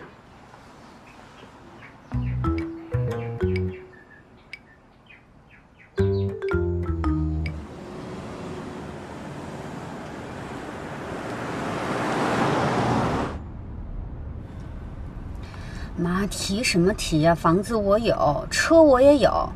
杨华虽然不工作，人家也是靠自己过日子，也不是伸手跟家里要钱的人。你说我这就结个婚，你们非要搞那么大排场。行，我尊重你们，你们是不是也能尊重我一下？我就想跟家里人吃个饭，我不想弄那么大。再说弄那么大，你有那么多人请吗？我当然有的喽。哎，你外婆家里乡下的那一群七姑八姨的，我当然都要给请来的。还有小区里边的这些婆婆呀、阿姨呀、大叔啊，我不要请啊啊！我告诉你，就连楼上那位，我也是要请来的。哎，小妹，你请他干嘛呀？哎呦，我不要你管好吧？我想请谁就请谁，我要把那些说我女儿嫁不出去的人都请过来，我要让他们好好看看我女儿嫁得好，嫁得好着呢。你就是虚荣心作祟，你就是用我的婚礼来满足你自己。哎，小诗，你怎么这样跟妈妈讲话的啦？啊，妈妈可都是为了你好，能晓得吧啦？哎呀，小诗开车呢啊！你不要管，现在你又在这里装好人了。哎，我跟你讲，其实我要请这么多人，大多也都是为了你的脸面了。哎，你在棋牌室跟人家吵架的时候，你怎么不说？我这样做是给你争回脸面来。现在在这里装好。小诗，你靠边停车，我不要在这坐了，我走回家去。别闹了你，别闹，别闹，你靠边停车好了啦。停，我停。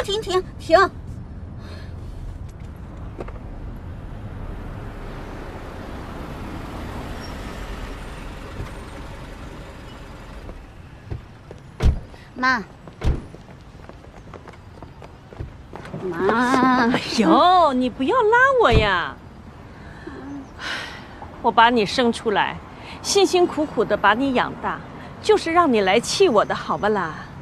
不是，反正你也要结婚了，等以后你生一个小孩，跟你一模一样的女儿，你当了妈就知道当妈的心思嘞。真是，哎呦，好了呀。小诗，没事，我跟着他，行吗？没问题，行，你赶紧走吧啊，开车小心点啊。看看你跟孩子生什么气呀？都是你惯的。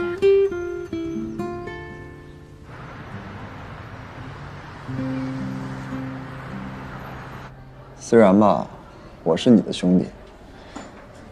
但是我真觉得人家妈妈那话说的没错。你就拿我们家小棉袄来说吧，如果有一天她眼瞎领回来一个男的，和我说，爸，我要裸婚，我当场抽死那个男的，你信不信？哎，这和钱还真没有关系。这美好的婚姻是无价的，但美好的婚礼那是有价的呀。你想想。这个世界上，越美好的东西，越不能白给，是不是？你天底下所有免费的东西都不招人待见，没招儿，人性就是这样。而男人呢，就是8心8钻，24K，纯贱。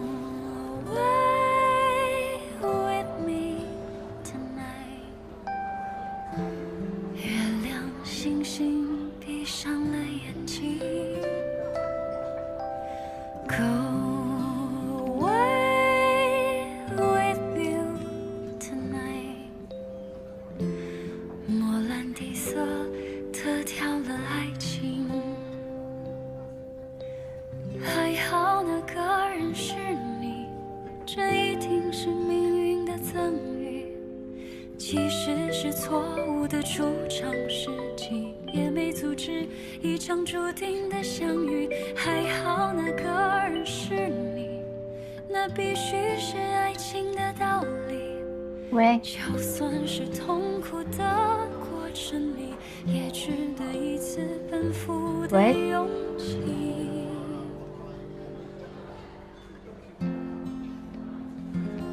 你不说话我可挂了。这个世界上最喜欢是什么？最不喜欢的是什么？什么意思啊？你是不是喝酒了？以前我最不喜欢是我妈催婚，现在我最不喜欢是我妈逼我相亲。然后呢，我喜欢，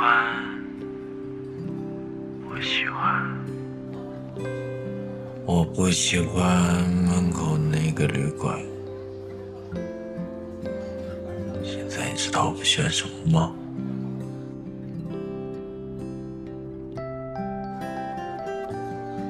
现在我最不喜欢陶俊辉。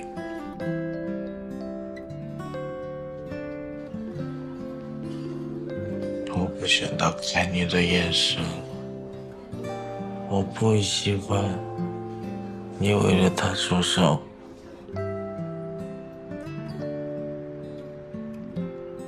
打我打他，上次揍他了。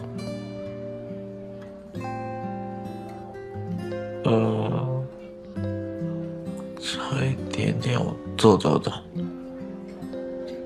算他好运。其实，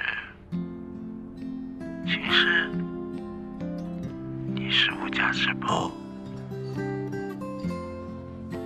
你是这世间所有美好的种子。我想把我的一切都给你。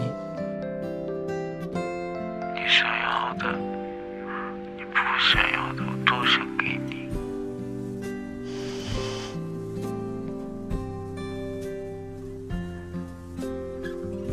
你到底喝了多少？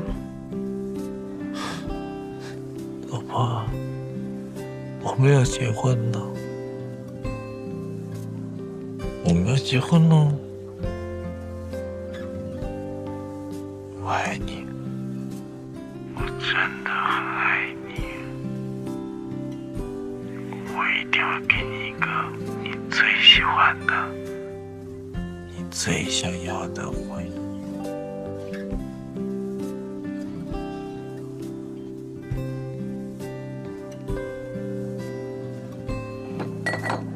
喂，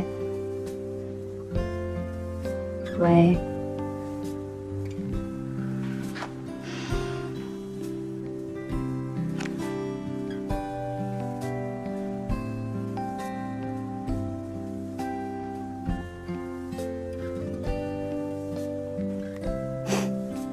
幼稚。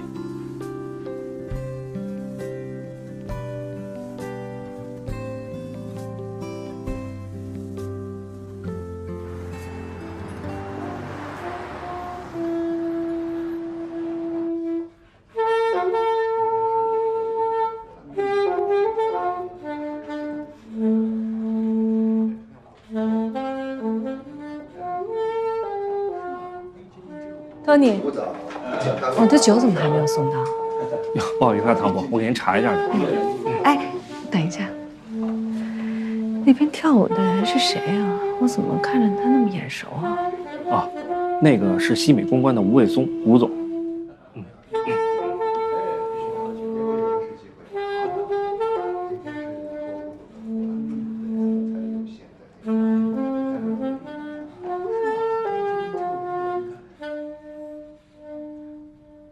佳亮啊，喝了多少啊？这是？没喝多少啊。醒醒啦，醒醒啦！哎，起来了，你老婆来了，起来了。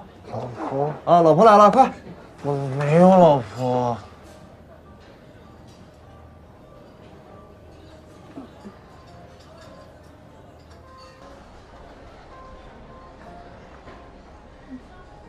这是我的女神。哎呦，还行，今天没念诗啊。已经赢过了。哎，行了，回家报了啊！你说这小子要出生在古代，唐诗何止300首？结账了吗？结了，没事啊。这边慢点，慢点啊！坐好啊！谢谢你啊，那我们就先走了。秦律师啊，我不知道你们俩这结婚是真是假啊，但是我敢肯定一点，杨华呢，真是特别的喜欢你。你别看他平时一副拒人千里的样子，在那装高冷，其实他内心呢特别的脆弱。所以我希望你就算是利用他，但也别伤害他。我要是说错了，您当我喝多了胡说八道啊！开车慢点，我先走了啊，拜拜。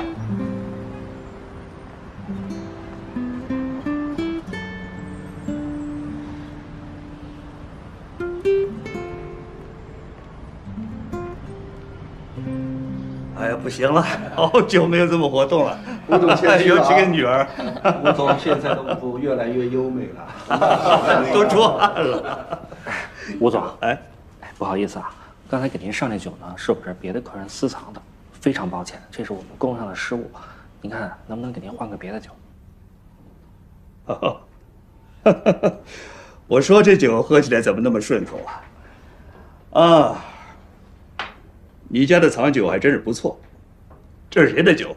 品味那么好？我的酒。哦，你是？我来介绍吧，这位是唐一慧，唐总。唐总，这是我爸。哈哈，原来是我们家菲菲的领导，幸会幸会。幸会吴总，令千金真的是太低调了。吴总，你还有客人，那我就先不打扰了。我那儿还有年份的藏酒吧，给吴总送2瓶。那怎么可以？我怎么能连吃带拿呢？下回您请我。好，一言为定。谢谢唐总。说呀，这个酒啊，有年份在的，味道就不一样。好，去吧。来，我们好好品品。来，哎呀，感谢吴总宴请啊，感谢。哎呀。唐总，不好意思啊。哎呀，你别跟犯了多大错似的。我应该早点跟您说的。我们律所藏龙卧虎，那这是我的荣幸啊。那唐总，您能接手我爸公司的法务吗？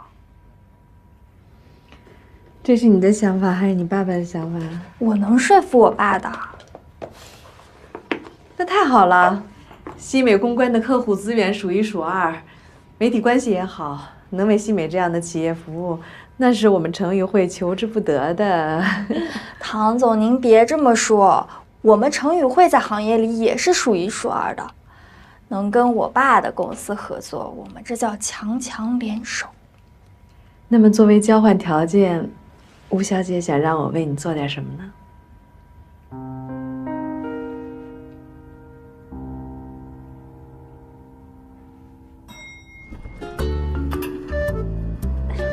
好了，慢点。哎，今天吃那么素，还这么撑，食草动物，脾气大呢。好，我主动倒，慢点，到了。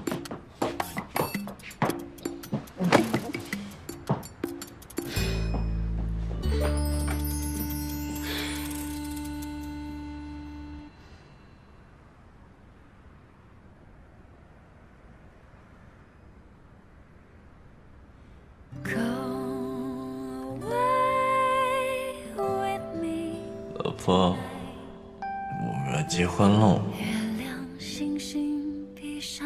我们要结婚喽！我一定会给你上你喜欢的、你幸福的婚礼，你就是我的女神。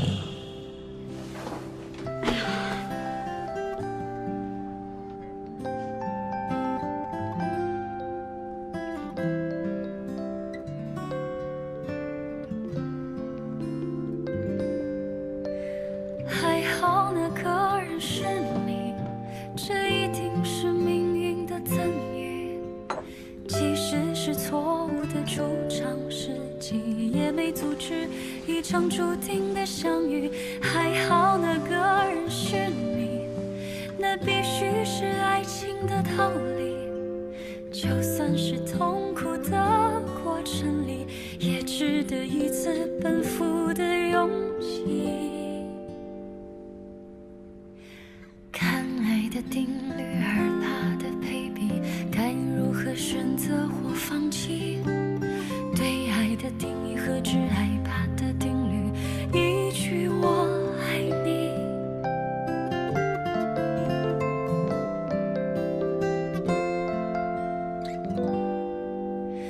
Go away with me tonight。月亮星星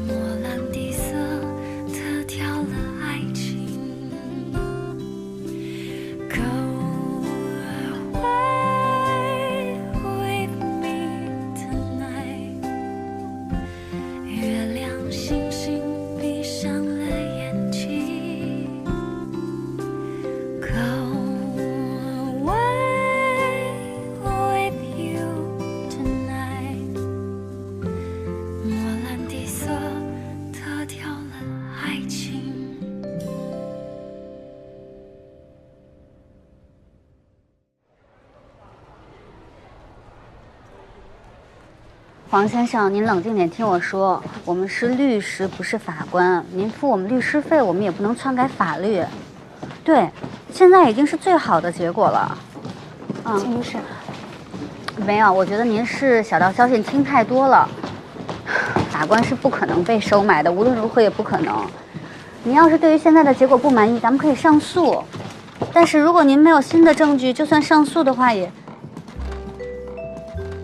啊，那我再发个文件给您吧。哎，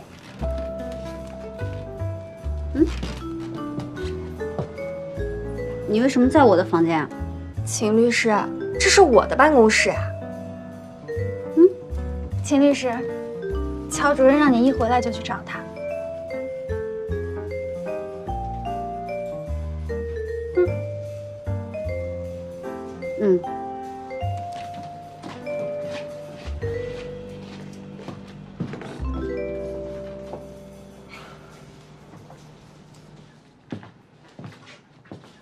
恭喜你啊，秦律师，请吧。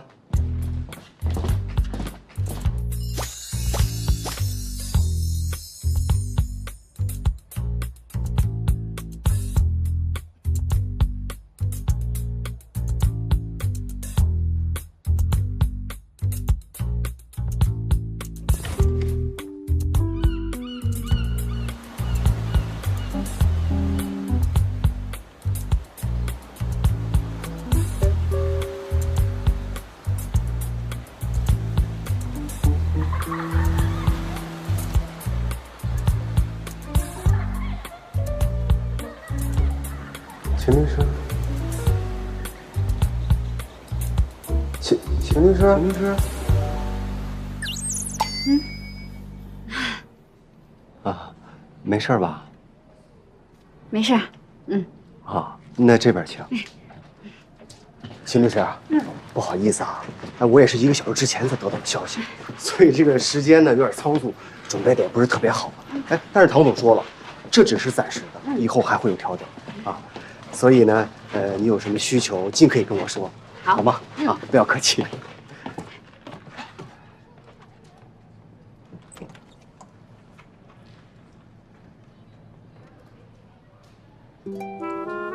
到了。啊，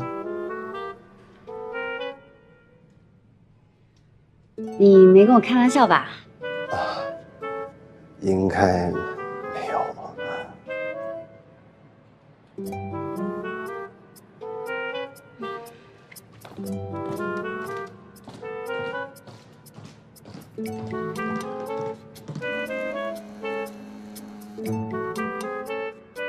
合约你慢慢看，有任何问题我们都可以沟通。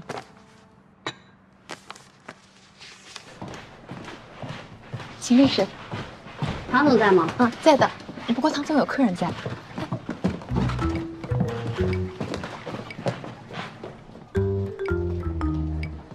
如果我是你，我绝对不会在这个时候去跟老板发脾气，除非你跟我一样，也准备辞职。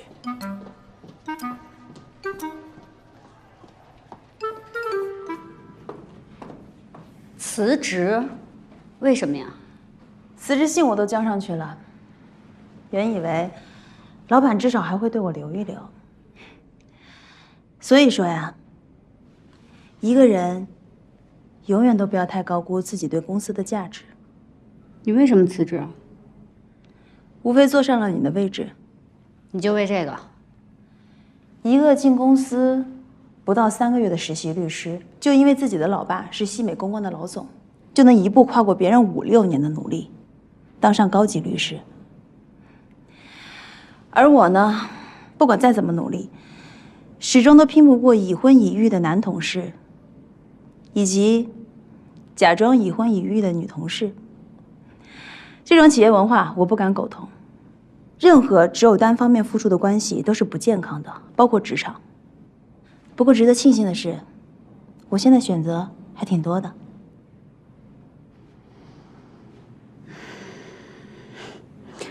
我怎么觉得你不是为了这些狗屁理由呢？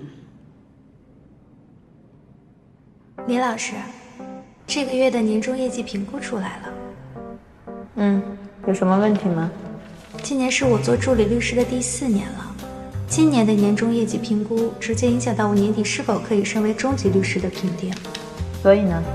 我刚刚看了一下，我的业绩评定是 B 级，我就想问问，是我哪里做的还有欠缺？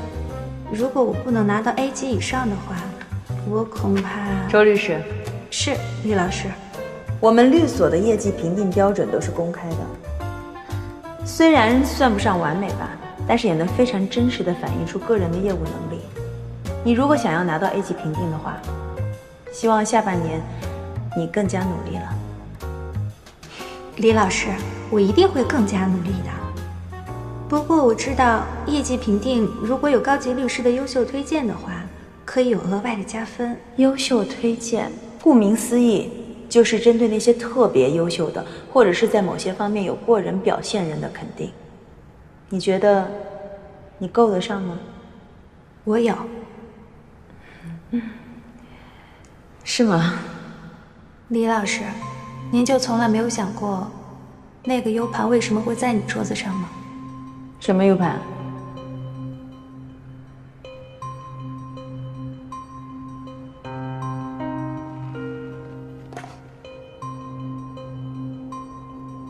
是你。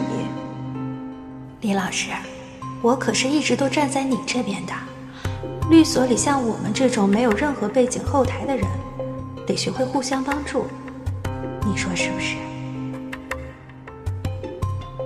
秦师，高处不胜寒啊。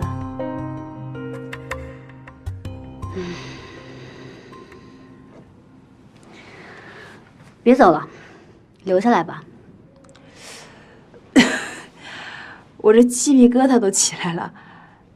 哎，我可真没想到啊，你居然还会挽留我。别说，演的还挺真的。我跟你说真的，别走了，留下来吧。程宇会对待单身女律师的不公平待遇会改变的。哦，你是听到什么消息了吗？你就别打听了，你就信我吧。我凭什么相信你啊？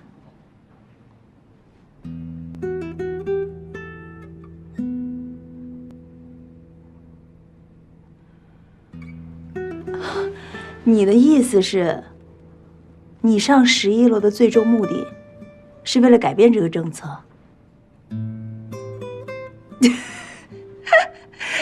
秦师，我一直以为你是个很聪明的人，看来我是误会你了。你是不是傻啊？冒这么大的风险，就是为了给别人谋福利？你以为你是谁啊？我就是我，这么多年都没有变过。包括这2年我撒的那个谎也是，都是为了这个。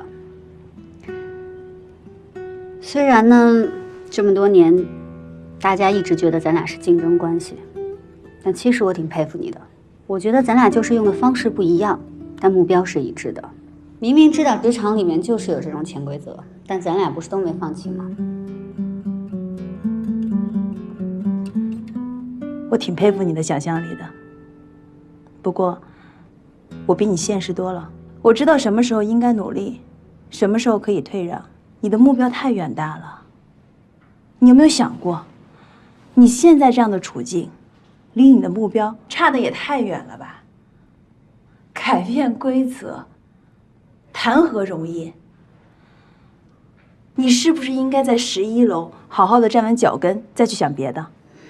乔思明跟你说的。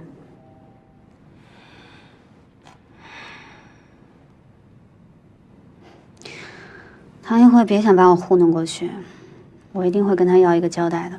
交代什么呀？你是真傻还是真聪明啊？什么意思？你真的以为楼上合伙人投票选举，你就一定能赢吗？你就直说吧。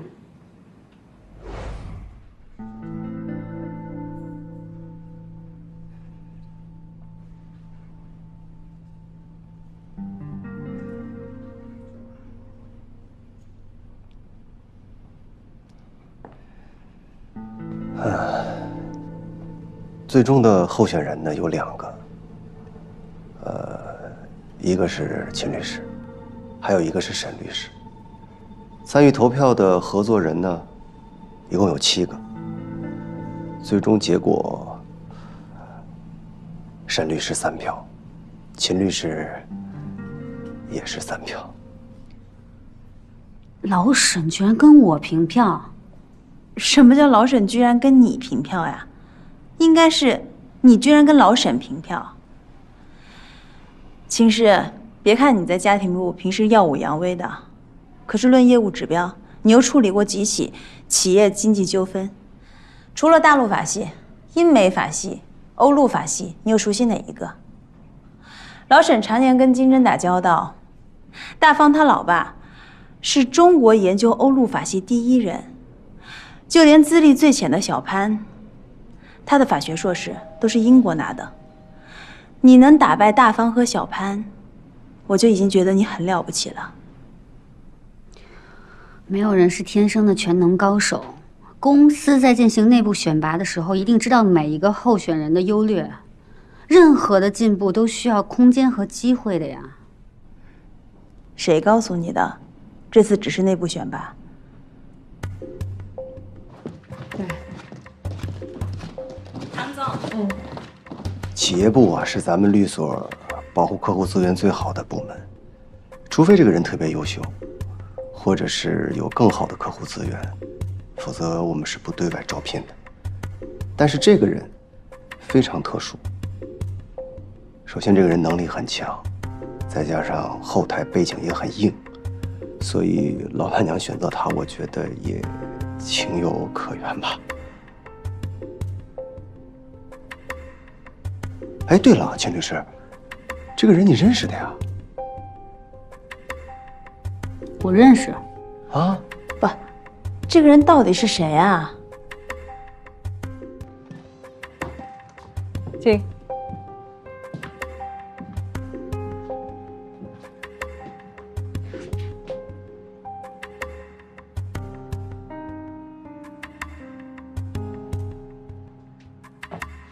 陶律师，欢迎加入。哟，秦律师，祝贺高升啊！你是不是得请我们吃饭啊？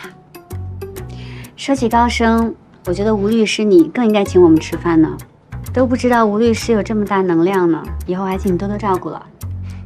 秦律师，你可真幽默，吃饭都是小事儿。这段时间跟着你呢，我也学到了不少东西。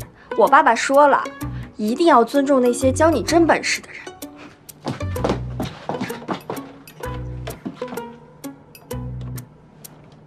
倩倩，你中午帮我订一家附近最贵的餐厅，我要请秦律师吃饭。哎，对了，你们也一起来吧。拜拜。不是让我来拿东西吗？哦，都收拾好了，那儿呢。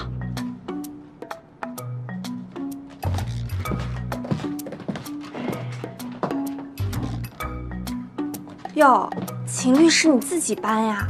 要不然我找人帮你吧。吴律师，你真的觉得2、3个月可以学到真本事吗？只可惜不能教你更多了。祝你以后百尺竿头，更进一步，加油喽！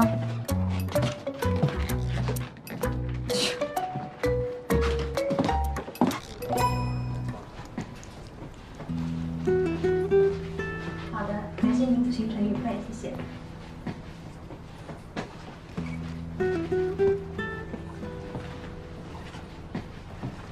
抱歉，让一下。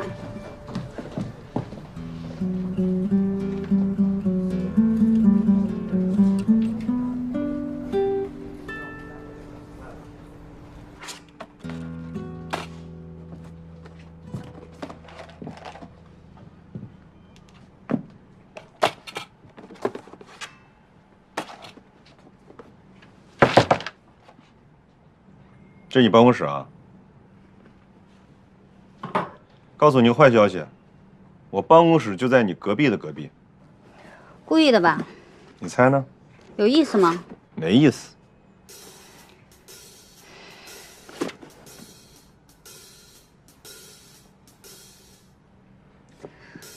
你现在呢，有你的生活，有你的工作，你有你的小娇妻为你呼风唤雨，你好好做你的驸马不好吗？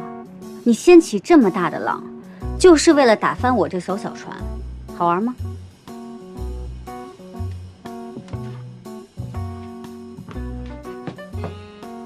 你那艘船上挺多人的呀，我怎么早没看出来呢？套路挺深的。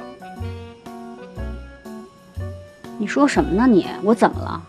你2年前跟我分手，扭头跟人结婚也就算了，什么时候多出一个2岁半的孩子？你跟谁生的？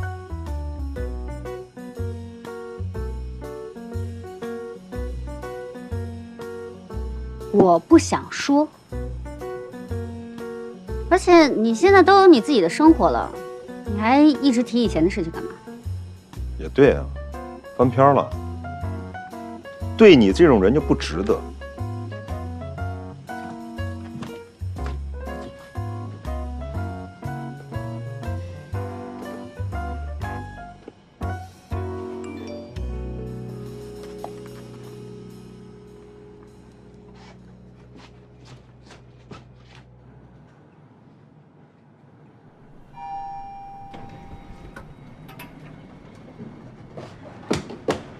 不好意思，刚才有事没来得及回复，你们还专程跑一趟。没事，我本来就要来的，找个地方坐吧。我看你很长时间没回我，我就想你一定很忙，忙起来肯定没有吃午饭，于是我就做了一点饭给你带过来了。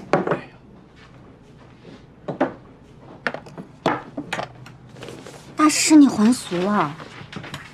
你最近工作强度那么大，青菜豆腐可满足不了你的需求，所以我就做了一点别的给你带过来，你尝尝。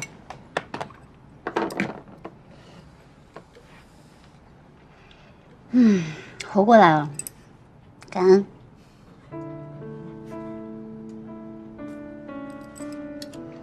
那个手怎么样？还疼吗？没事，一点小伤。下次还是要注意一点。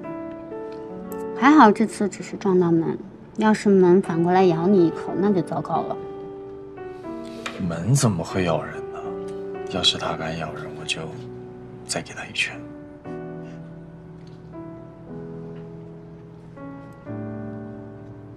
那里面是什么？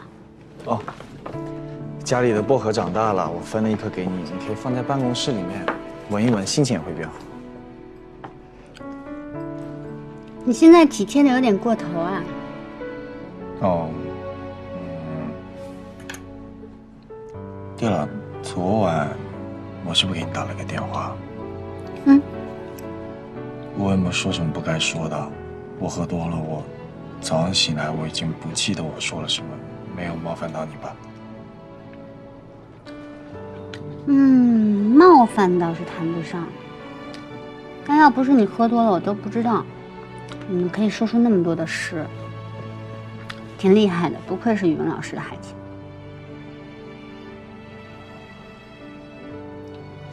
就这样。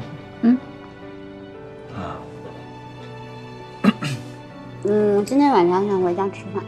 真的？好啊，那我下午就去买菜。来，喝口汤。陶律师，这就是我们10楼的家庭部，这边请。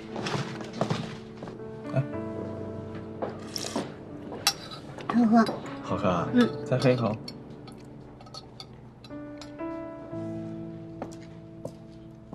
陶律师，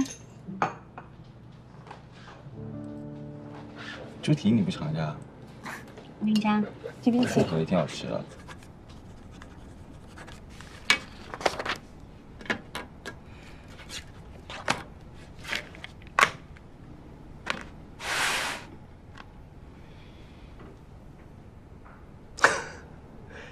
你还真是当机立断呢。这还不都是你劝我的吗？我这个人啊，没有什么太大的优点，就是特别能接受别人合理的建议。现在思路非常清爽。公司嘛，它就是一份工作而已，永远有退路和办法，没有必要非在一棵树上吊死，对吧？有道理。但是这个话呀，以后你记得跟秦师说。我觉得他比我更需要开导。这场仗到最后，也不知道秦师算赢算输。哎呦哎呦，别不高兴了。能成大事的人不会太在乎这点暂时的委屈的。这委屈还不大啊？慧姐，你跟我说实话，为什么是我上来不是老沈？老乔把投票结果都告诉你了。哎呀，这次情况发生的有点突然，要是换做别人，我还真不一定会答应。因为企业部毕竟跟其他的部门不一样嘛，那不是一个能养闲人的地方。我是没有想到吴非会提陶俊辉，而陶俊辉竟然就是他的未婚夫，这就变得有点意思了。这有什么有意思？你不会到现在还没有觉察出来，吴非这么干是故意针对你吧？针对？吴律师为什么要针对秦律师呢？这个问题问得相当的优秀。我到现在为止，也不知道吴非到底耍的什么套路。哎，之前就秦老师长，秦老师短的，现在一转眼就变成仇人了。哦，怪不得他们都说秦律师撑不了很久呢。哎，那帮助理律师开了个局，都说秦律师撑不过3个月。那你压的谁呀？我？我能跟一帮孩子在那儿开玩笑吗？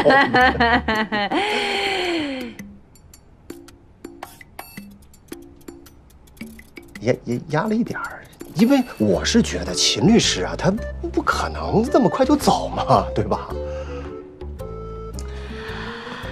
哎呀，帮我也压一注吧。你压秦律师走，我压吴非会输。你跟秦律师，你们俩真是相爱相杀。屁的相爱相杀呀！秦师要是连吴非这种小孩子都摆不平，哼，那我输的也太冤了。但是我还是有点不太明白啊，那为什么老板娘现在还是要让秦律师是卧薪尝胆呢？这还不能理解吗？之前你不是也跟我说吗？人家秦师在老板娘眼里可是镶了金边的。此一时彼一时，那秦律师背着老板娘给蓝总出谋划策，如果要不是帮程宇慧获了利，你觉得老板娘能饶了他吗？我告诉你，当初投票，秦律师少的那一票是谁啊？难道是老板娘？这就是老板管理的艺术。你看着吧，唐总绝对有办法，让秦律师死心塌地、鞠躬尽瘁。给了他现在这么一个尴尬的位置，秦律师依然会感谢他。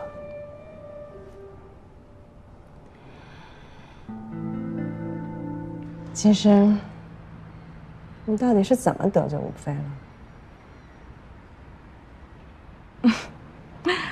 好，不说也行。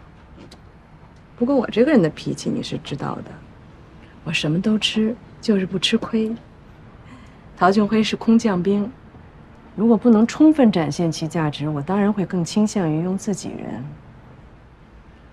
你跟老沈都是我的嫡系部队，之所以让你上来，是因为我觉得在抗击打方面，你会比老沈表现得更好，所以我想给你这次实习的机会。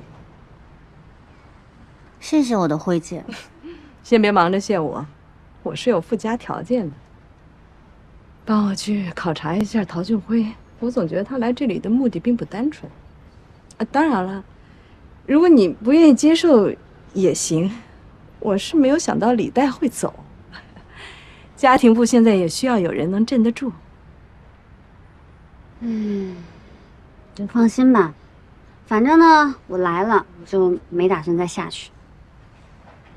好，那你只有3个月的实习期，3个月之后失去适留就全靠你自己的本事了。抓住机会好好学。我是在你身上压了注的，别让我失望啊！放心吧，放心吧，放心吧，肯定不让你失望。慢慢收拾吧。嗯。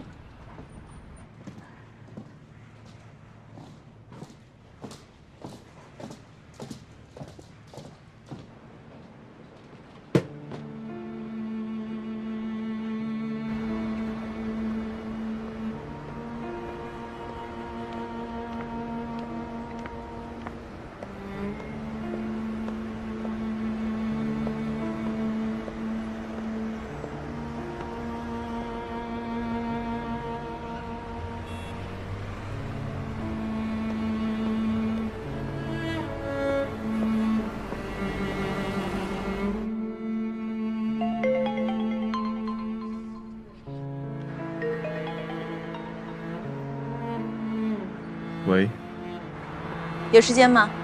咱们见个面吧。一会儿我把地址发你。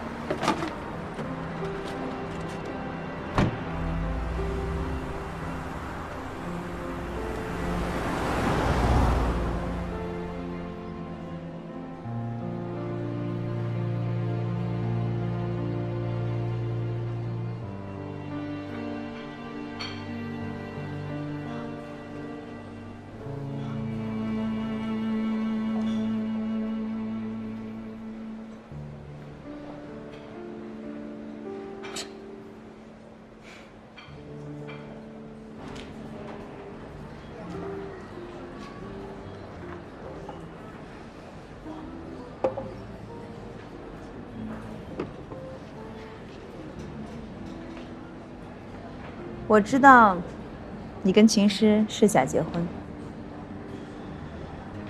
易律师，我有点听不懂你的意思。我和秦师是领证的合法夫妻。行了，别装了，秦师都已经承认了。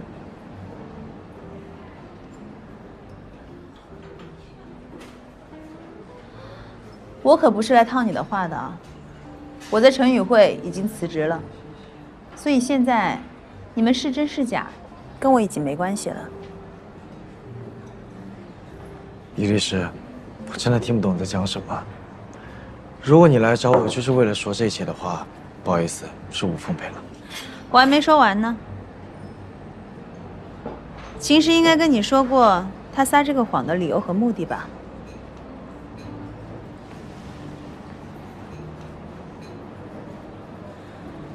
你知不知道，这个谎言要是被戳破，那就是诈骗。你作为共犯，是要负法律责任的。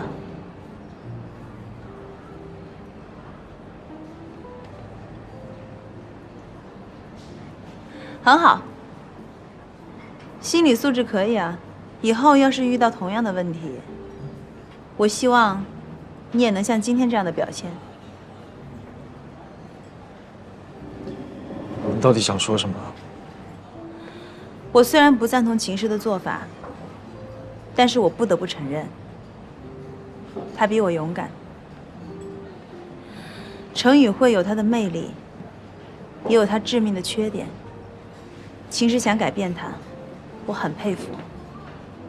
但是单枪匹马的匹夫之勇，是绝对不可能达成目标的。最后面临的，只可能是失败。可我认为秦师能力很强，再说未来怎么样，谁也不知道。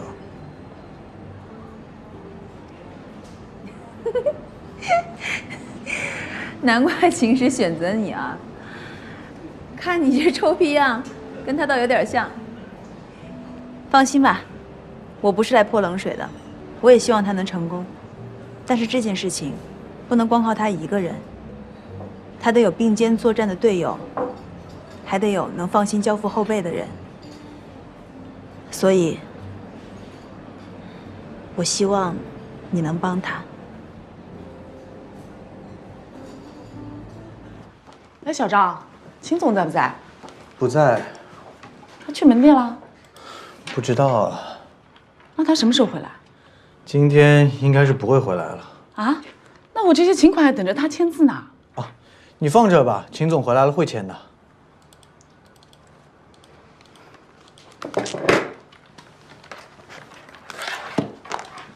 哎，小赵，这秦总到底多久没来公司了？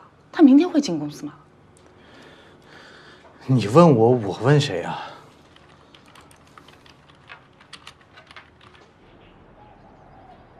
秦律师，你要是有时间的话，陪我聊个5块钱的呗。我真的都快要抑郁了。我觉得你打错电话了，你应该打给心理医生。哎，秦老师，我说你变了啊！你怎么现在对我都这么冷漠了？我已经被全世界都抛弃了。当初让我二哥去公司的人可是你的主意，那还不是你哥自己起的这念头啊？什么叫我帮他们家打理生意？哎，都是占他们家多大便宜似的。那他以为做生意那么简单？我这就是为了让他体会体会每天上下班的辛苦，好不好？哎，不过说的也怪了，哎，我以为你哥撑不到1礼拜呢，这都1个月过去了，他每天准时上班，你说咱俩是不是错怪他了？说说，会不会我老公他就是个做生意的奇才啊？是不是我以前小看他了？哎，你说的可是秦文宇，一个20岁才高中毕业的人，连元素周期表都背不下来。他要是能干你说的这些事儿，他只有可能是被外星人附体了。哎呦，是不是被外星人侵占了？我不知道。我跟你说，我现在就是在家闲的都不行了，这游手好闲当米虫的日子我过不下去了。你说说我这拱手让出去的江山，我什么时候才能收回来？你说说啊？哎，你等会儿。哎呦，我先不跟你说了啊，我回头再打给你。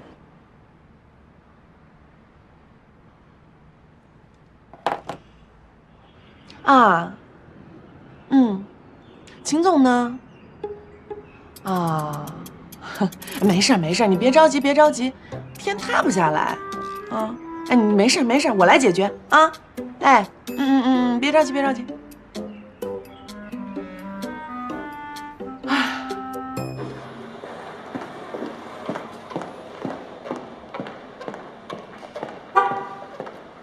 小宝贝，跟着我一起去收复河山啦！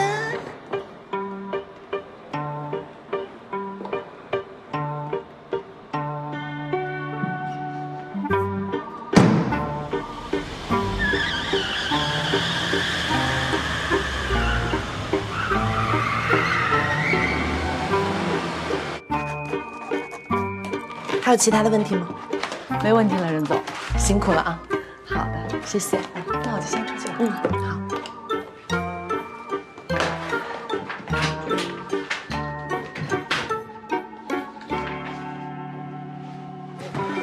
老婆，我错了。你起来起来，男子汉大丈夫的，待会儿别人一推门，还别把你怎么着了呢？不是老婆，这次我真的错了。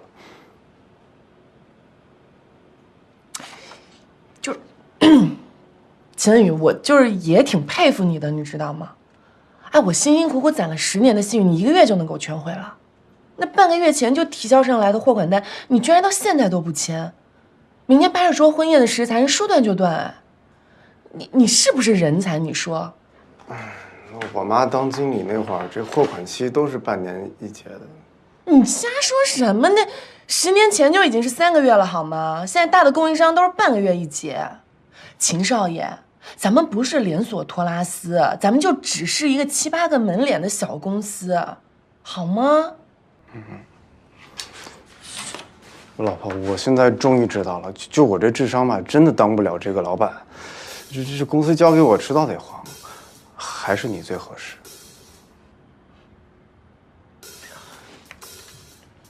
不是，那你这么说什么意思啊？你还是打算不上班，在家游手好闲啊？你不怕别人说三道四吗？老婆，我觉得你刚才说这些话，就是对我们男性的一种侮辱。这物质财富不是衡量男人成功的唯一标准，经济责任也不应该全由男人来承担。现在提倡男女平等，是不是？只有适不适合，他没有应不应该，有什么样的能力就过什么样的日子。你这话都哪儿听来的呀？老婆，这是大势所趋啊！像你这样的人，天生就应该坐在这儿运筹帷幄。我虽然还没有找到我自己的定位，但我一定会努力。就实在找不着，我就在家里面洗衣服做饭，给你当好贤内助。唉，或许这就是我的使命。宝贝，我这就回家给你煲汤。能力越大，责任越大。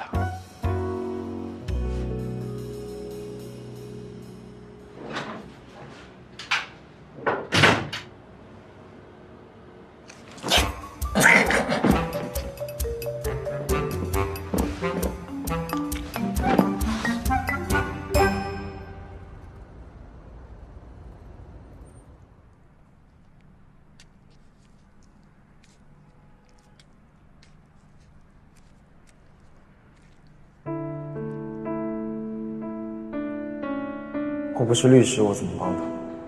我知道你不是律师，但是你脑子好用啊，智商高，思路清晰，最关键的，你们俩是共犯。说好听点，就是利益共同体。所以你多给他出出主意，总归是好的。秦氏现在在律所的处境并不好，他的对手可不像我这么会讲道理，他要仗着以前那点小聪明。我看过不了多久就得跌下云端，摔个粉身碎骨了。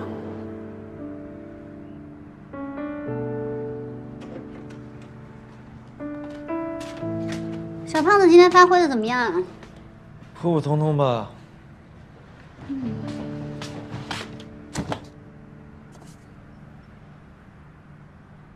你呢？工作忙吗？普通的一天，普通级别的焦虑，普通级别的压力。今天你妈给我打了个电话，说是我妈对于婚礼还是有期待，所以跟你们家提了好多要求。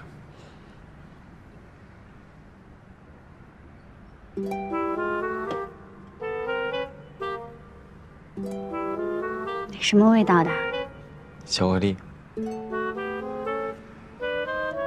可以吃一口吗？当然。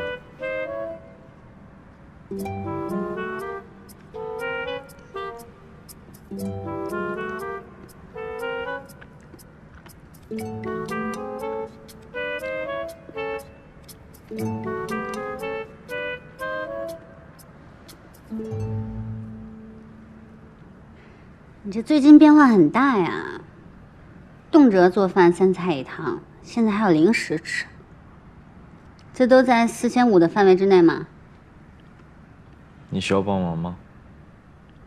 不用，我妈那边我就跟她说一下吧，争取不给你们家造成那么大的经济负担。我说的不是这个。秦氏不爱听别人说教。我没让你跟她说教。你别看他平时又拽又酷的，他这人弱点很明显，你只要给他一点甜头，就能牵着他的鼻子走。他这家伙心思重，压力之下很容易出昏招，所以你得让他放松。疼。疼啊？还行，就这样。没想到你还会这手。无聊的时候在网上学的，平时帮我爸妈按。你这个肩膀很硬啊，你平时要注意啊。职业病。你呢？现在已经顺利到了11楼了，工作压力是不是更大了？还行吧，有一个适应的过程。同事之间呢，关系处得怎么样？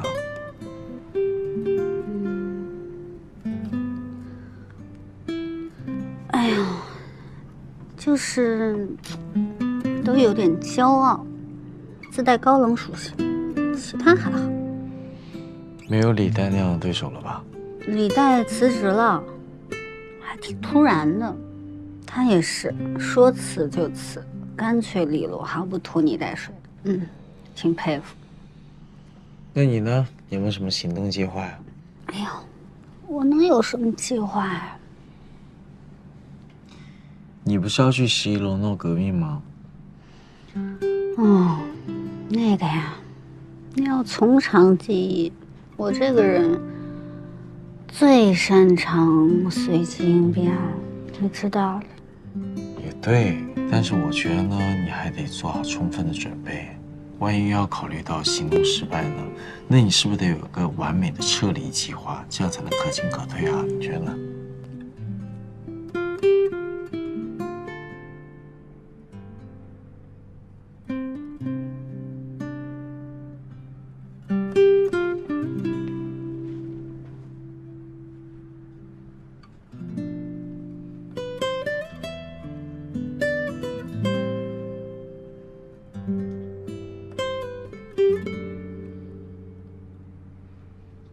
糖分太高，果然容易让人犯困。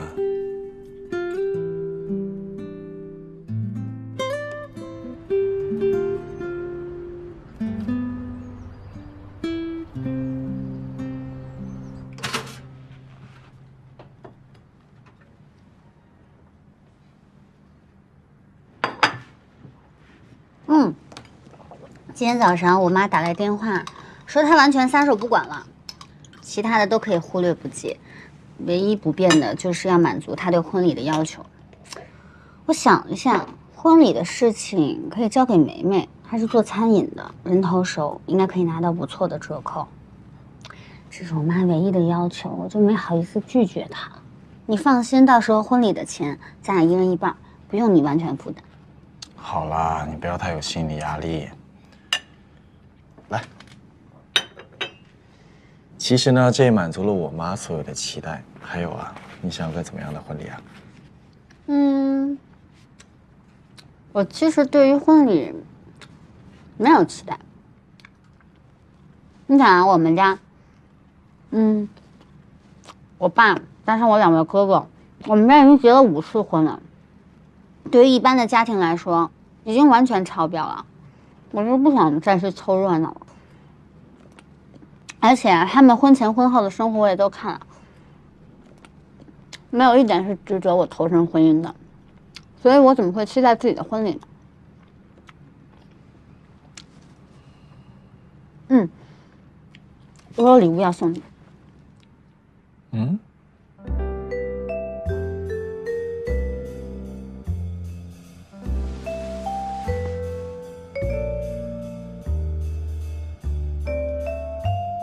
我看财神平时老是自己一个人孤孤单单的，所以就给他找了个伴儿，好事成双嘛。我本来呢昨天就想给你的，结果太困了睡着了，幸亏他生命力顽强，没被憋死。为什么突然送我礼物啊？我升到11楼，你功不可没。我想了好久呢。我想呢，你这个人清心寡欲的，也不知道送你什么，只好从财神下手了。来取个名字吧。就叫他寿星。我爷爷要是还在世，都会比你洋气一些。那你来咯。我想叫他仙子。雄贵啊，为什么叫仙子？因为她漂亮呀，漂亮又不分男女。你要是漂亮，我也叫你仙子。我为什么跟乌龟比啊？众生平等啊！你要是觉得不公平呢，你可以叫我一声仙女，你叫声听听。仙女。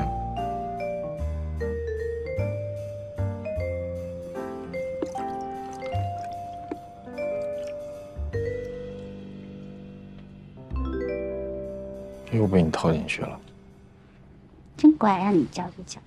上班喽，仙女上班。我来收拾。谢谢。杨华，你以后一定会是一个完美的丈夫的。筹备婚礼的事交给你了啊，觉得你一定可以做好的，有你在我就放心了。那样，加油哟！给你点个赞哟，拜拜。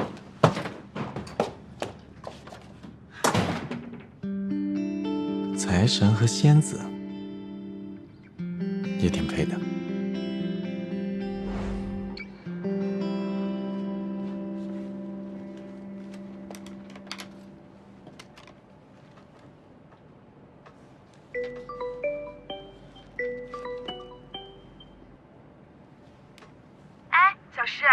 跟你说啊，那个月华酒店的餐饮部老大已经刚才打过招呼了啊，周末肯定是没戏，但是周五没问题，你挑一个周五吧，哪个周五都行。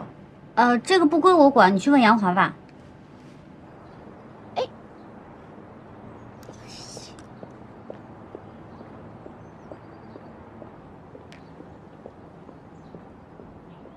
那你再说一下是哪几个日子啊1号、8号、15号，你挑一天。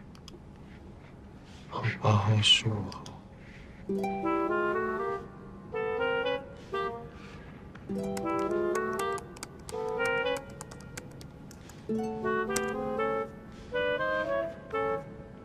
8号是蓝筹股，市盈率合适，从事新能源开发。啊？8号吧，我觉得8号挺不错的。行，那就8号定了啊。哎，那你今儿干嘛呢？你今儿赶紧过来看看场地，试个菜吧。试菜？啊？这个婚宴的价格呢，一共有3个档次，6999、8999，还有12999。咱们今天试的是12999这个档。啊，价格的部分您放心，已经打过招呼了，定价7折。还能再便宜一点吗？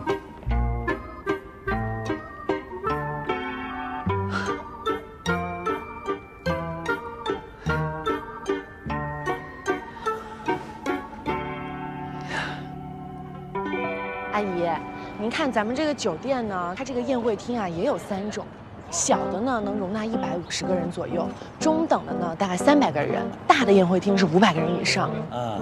对，叔叔，你看这个户外啊，我们这边有草地、露台，到时候搭个帐篷什么的，如果想要户外的婚礼也是可以的。对，不错，环境还蛮好的啊。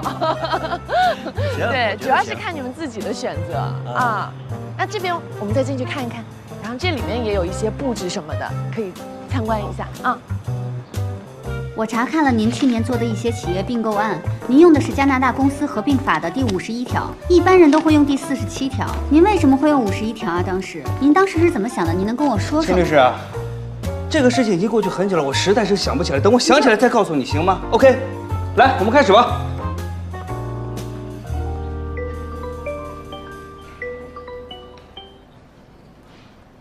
喂，哎，你们家那大师是不是也太抠门了呀？啊，这婚庆价格打7折，包含所有的饮料，还免了服务费，就这样他还给我挑一个最便宜的档，完了还跟我说什么不杀生，活鱼活虾全都不要，海鲜也给我退了，最好吃全素。哎，我就问问你，你吃过全素的婚宴吗？我看他爸妈也不是小气的人，他怎么那么抠呢？完了还跟我说参加婚礼的人不多，小的宴会厅就行啊，什么婚庆公司、四大金刚全都不要。哎，我就纳了闷儿了，那结个婚，婚车都不要，怎么着？让你自己开着去结婚啊？我跟他说了啊，我说这结婚就一辈子的事儿啊，你不要做这个让自己后悔的事儿，免得以后遗憾。你猜他怎么跟我说？婚礼只是一种仪式，用来告诉亲朋好友们2个人从此建立了夫妻关系。奢侈的婚礼并不能够代表婚姻的幸福，多大的钻石也代表不了爱情的硬度。浮夸的婚礼是一种假象，没必要在这种事情上花多少钱。你说说，有没有人啊这么说自己婚礼的？就他清高，就他明白，就他正经，别人都是虚荣、浮夸、假惺惺。梅梅，婚礼这件事儿呢，我听杨华的，反正食材都是你提供，你就帮个忙，给个成本价呗。不是，秦小诗，你是不是疯了？你被他洗脑了？那这会儿就是应该男方花钱的时候，你替他省什么钱呢？因为我们俩已经结婚了呀，这是夫妻共同财产斗码，他的钱就是我的钱，以后这些事儿啊，你就不用问我了，一切都按杨华说的算。行，那你要这么说的话啊，我今天以一个过来人的身份，我就把话撂这儿了。你要是坚持这么做，你就等着后悔吧你！我到时候把后悔俩字写你脑门上。嗯哼。喂。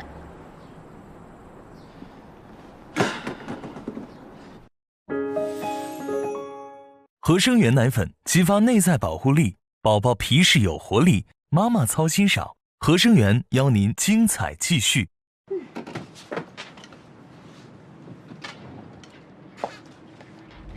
这个卷儿是不是太卷了？这个是，哎，怎么样了？网子开拍了吗？大哥，没呢，换衣服呢。还换呢？啊，看来够认真的啊。你别碰！哇，帅死了，真好看。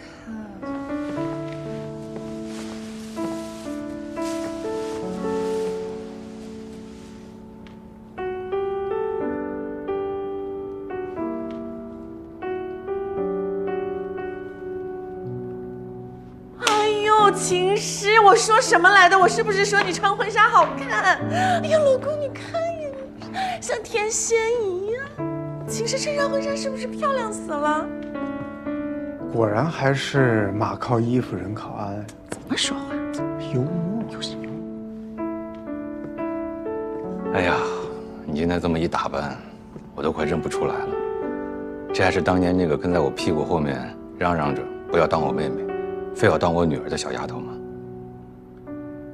这么快，你也要结婚了？我这心里面还真有点舍不得。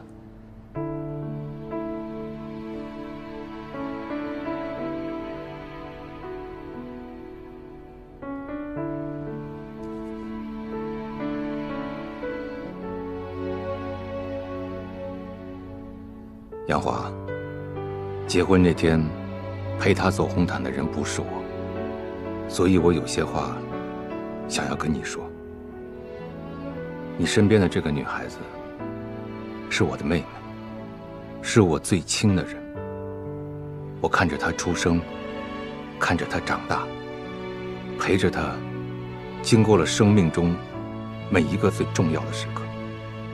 她马上就要成为你的妻子了，要跟你一起风雨同舟，白头偕老。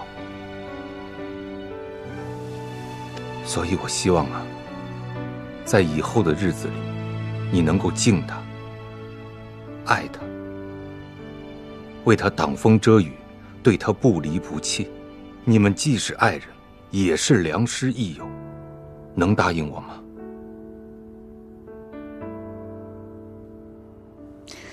哥，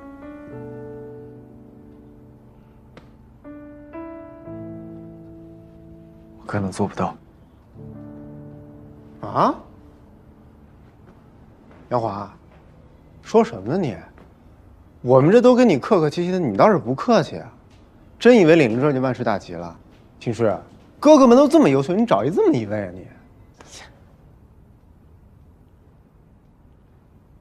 我的意思是，为秦诗遮风挡雨，我做不到，因为秦诗比我优秀的很多，她是我所见过的女性中最聪明、最优秀、最有担当、最勇敢的人。我只能做她的益友，而她就是我的良师。能够跟她风雨同舟，成为她的伴侣，是我的荣幸。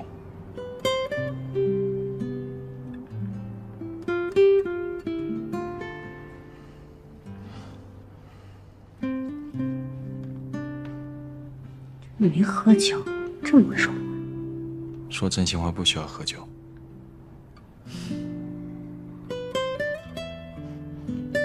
好。我再去试几身衣服吧。走，我陪你，走，跟上！哎呀，我跟着你，在你后面呢。人来了！哎，奶我呀！奶了！哎呀，你这往哪儿站呢，姐姐？诗诗，小诗要不要帮忙啊？磨磨唧唧的。秦诗，要不要我进来帮你啊？你把游戏打完好不好啊？再打。要不要帮忙啊？杨华，真默契啊！哎，今天这俩人真的。秦诗，杨华。哎，这都没用。人呢？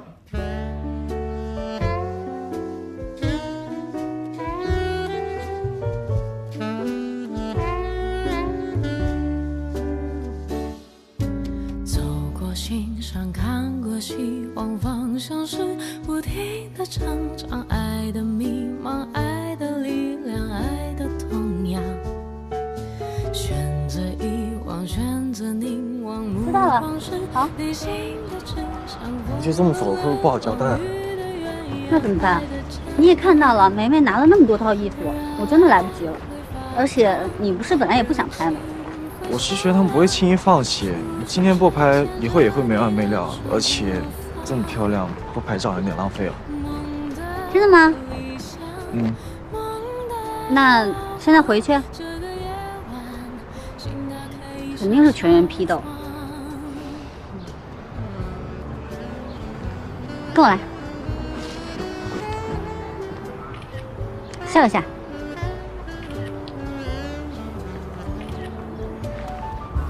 好，可以交差了，走。你最近工作上顺利吗？还行啊，我等会儿还有会，把你放在地铁口可以吧？嗯，如果有什么需要帮忙，尽管开口。你能帮什么忙？秦师这个人啊，最硬的就是他的这张嘴，必要的时候你就得戳破他，一点面子也别给他留。他绝对不会在别人面前示弱。我呢，最担心他一个人死扛，就怕最后死的捞都捞不回来。至少可以帮你出主意，你总不能一直在资料室工作吧？你怎么？一般律所合伙人有变动的话，网站都会及时更新。我没有看到你的。好了，不用再说了。首先呢，我要谢谢你对我无孔不入的关心。我承认你很聪明，很多方面甚至可以说是天才。你学过法律吗？你懂怎么做律师吗？如果没有，那依据什么觉得可以教我该做什么，不该做什么？我只是以为你会希望尽快达到你的目标而已。杨华先生，我呢承认，对于婚礼我们家的要求有点多，我已经在尽量减少了。相信我，不是只有你想尽早结束，我也想。秦律师，有时候并不是非得一个人去完成所有事情，懂得求助是一种能力。谢谢你告诉我。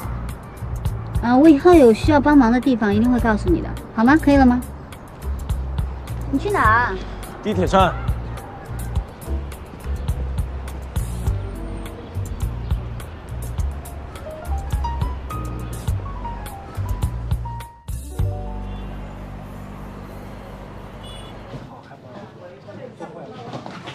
哎，秦是这样，麻烦你待会儿帮我找一个档案案例，就是去年3月那个职务侵占被告叫赖振兴的，谢谢啊。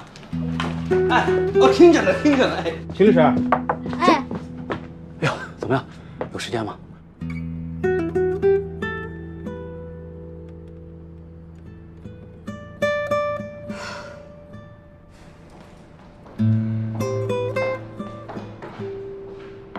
陈律师，咱们今天的例会还是下午2点对吧？我们案例讨论改线上了。哎，你不知道吗？那个人怎么样了？他呀，还在管理档案呗。还没案子呢。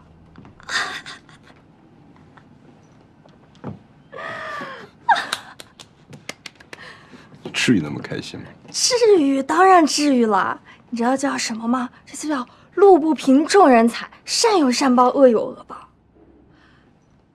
哎喂，胡总。哎，您好，我小秦啊。我呢，现在调到企业部当律师了。您以后有什么可以联系我啊。史先生。哎，你好，我是秦律。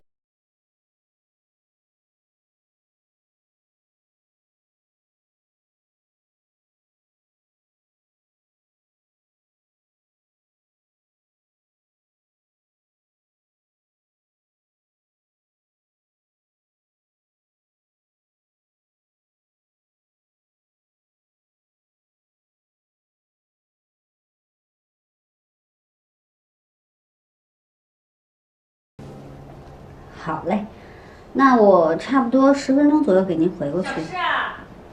小诗，哎，好嘞啊。小诗，哎，这一眨眼人怎么不见了呀？小诗啊，你是喜欢羊毛被子呀，还是喜欢羽绒被子呀？都挺好。哎呦，我这是给你买嫁妆，好不啦？哎，您看看这个羊毛的，这是澳洲。你看我在发工作微信。哦，全天下就你有工作，对不啦？手机给我。哎呀，结婚照就不好好照，让你来买个东西，你看看跟求你一样的。我工作电话特别重要，妈，不行，好好调。我我觉得这条被子就不错，你看特别软。哦，这个我是吧？对。哦，这个花。妈，我这个特别重要，真的特别重要。您买吧，买什么都行啊。我先走，我这边特别忙，真的得走。爱你。好了呀，走吧。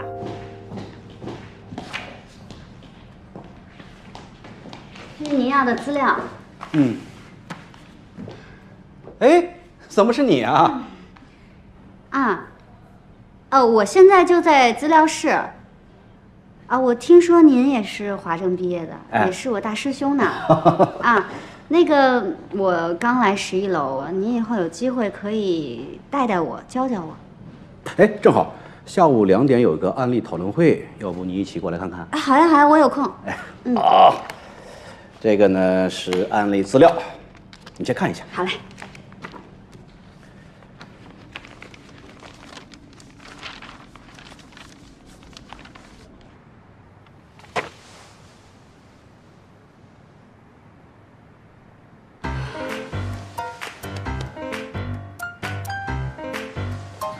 我看完资料，我觉得这个案谁要喝咖啡？我喝黑咖啡。哦，喝茶就行了。我老规矩 ，espresso double。我喝水就行，谢谢啊。我去买吧。谢谢。哎，红宝石的奶油小方是有兴趣？奶油不喜欢，我还是喜欢阿芙瑞的巧克力。就你洋气。唐总呢？哎呀，我吃不了甜的，那个要是有蟹壳黄的是可以来。曹律师，我就不用了，谢谢。 OK， 那就2个奶油小方，1个巧克力和2个蟹壳黄。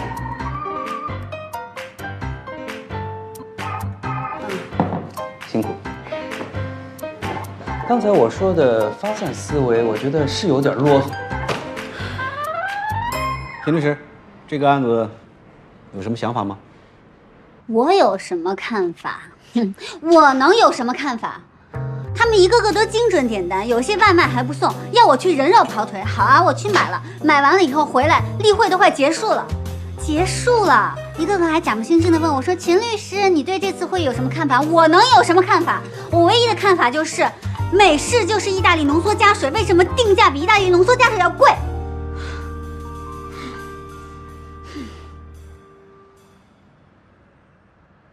说完了。这才哪儿到哪儿啊！我喝杯水还能再骂一轮。那如果还让你去参加，你去不去啊？我当然要去了。每周1次的案例讨论会说的都是精华，都是干货，我为什么不去？那你知不知道你错在哪里？我错在哪儿？如果我真的有错，那就是说明我这个人脸皮太薄，教养太好，太好说话了，相信什么同窗之间有真的友情。不对。你告诉我，我错在哪儿？我觉得这是你的问题啊，我又不懂法律，没办法帮你出谋划策。关了。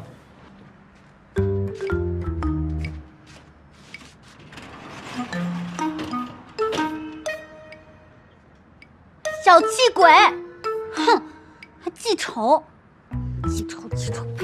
反正你也什么都不懂，讨厌臭洋话。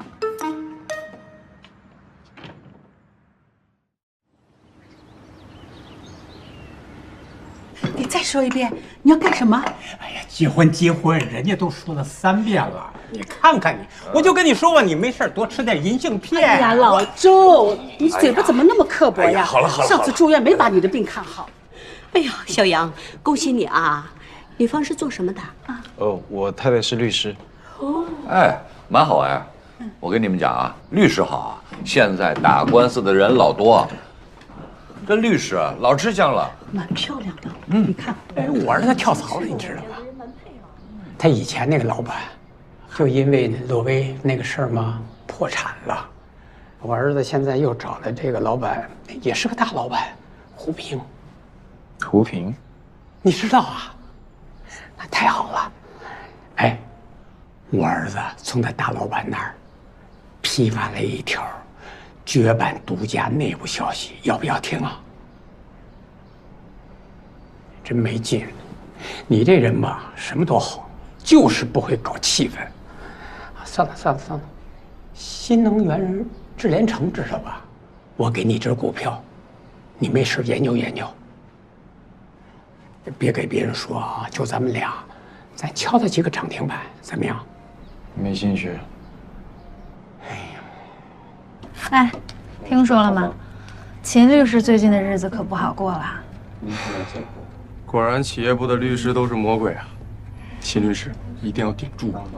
唉，出来混，早晚是要还的。摆我干嘛？他之前也没少折腾你们，不是？对啊。对对对，你们说的对。到了。走吧。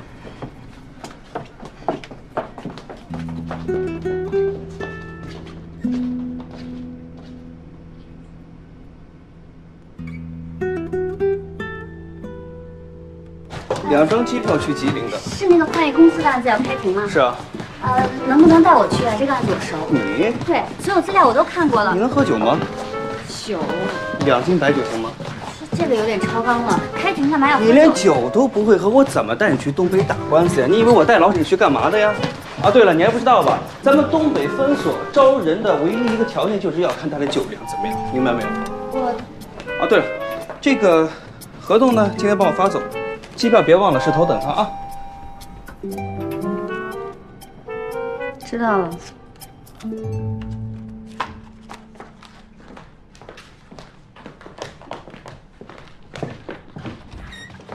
干什么？你干什么呢？我干什么跟你有什么关系啊？你在我这儿挺横啊，在别人面前怎么怂了呢？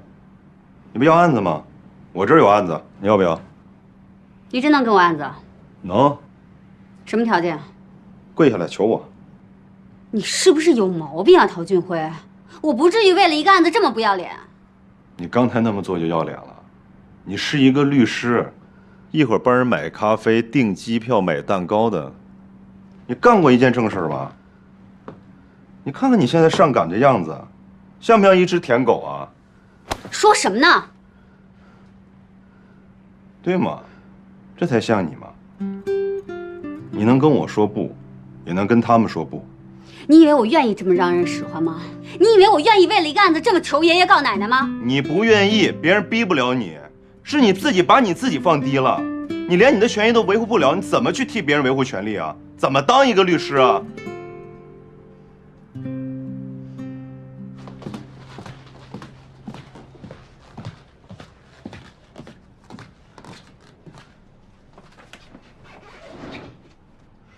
哦，我喝茶就行了。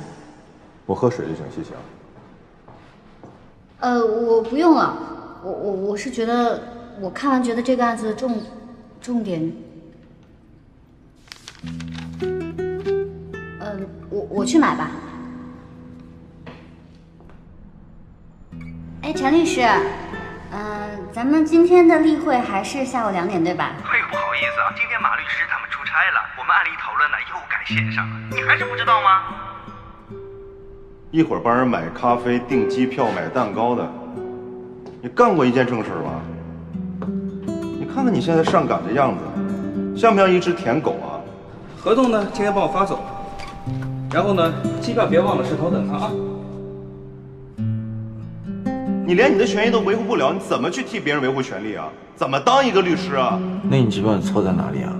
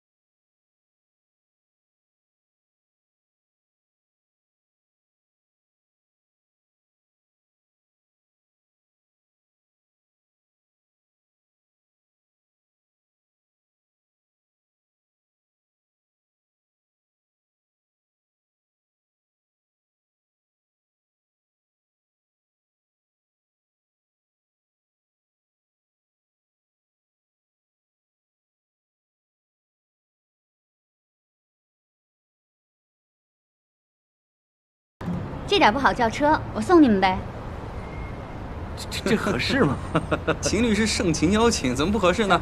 走，那好，那方便了。老沈，你先上。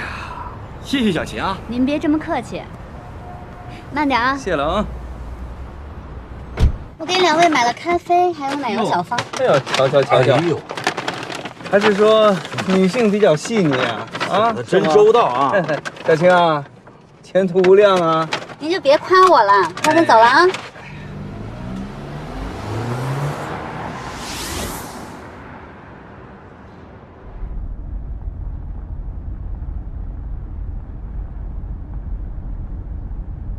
哎呀，还挺香啊，这咖啡豆。不错。卡布奇诺。没事吧？哎呀，你看前面，你看这路，别回头。你也是，你抓牢点。我也想抓牢，这还是这样怎么抓？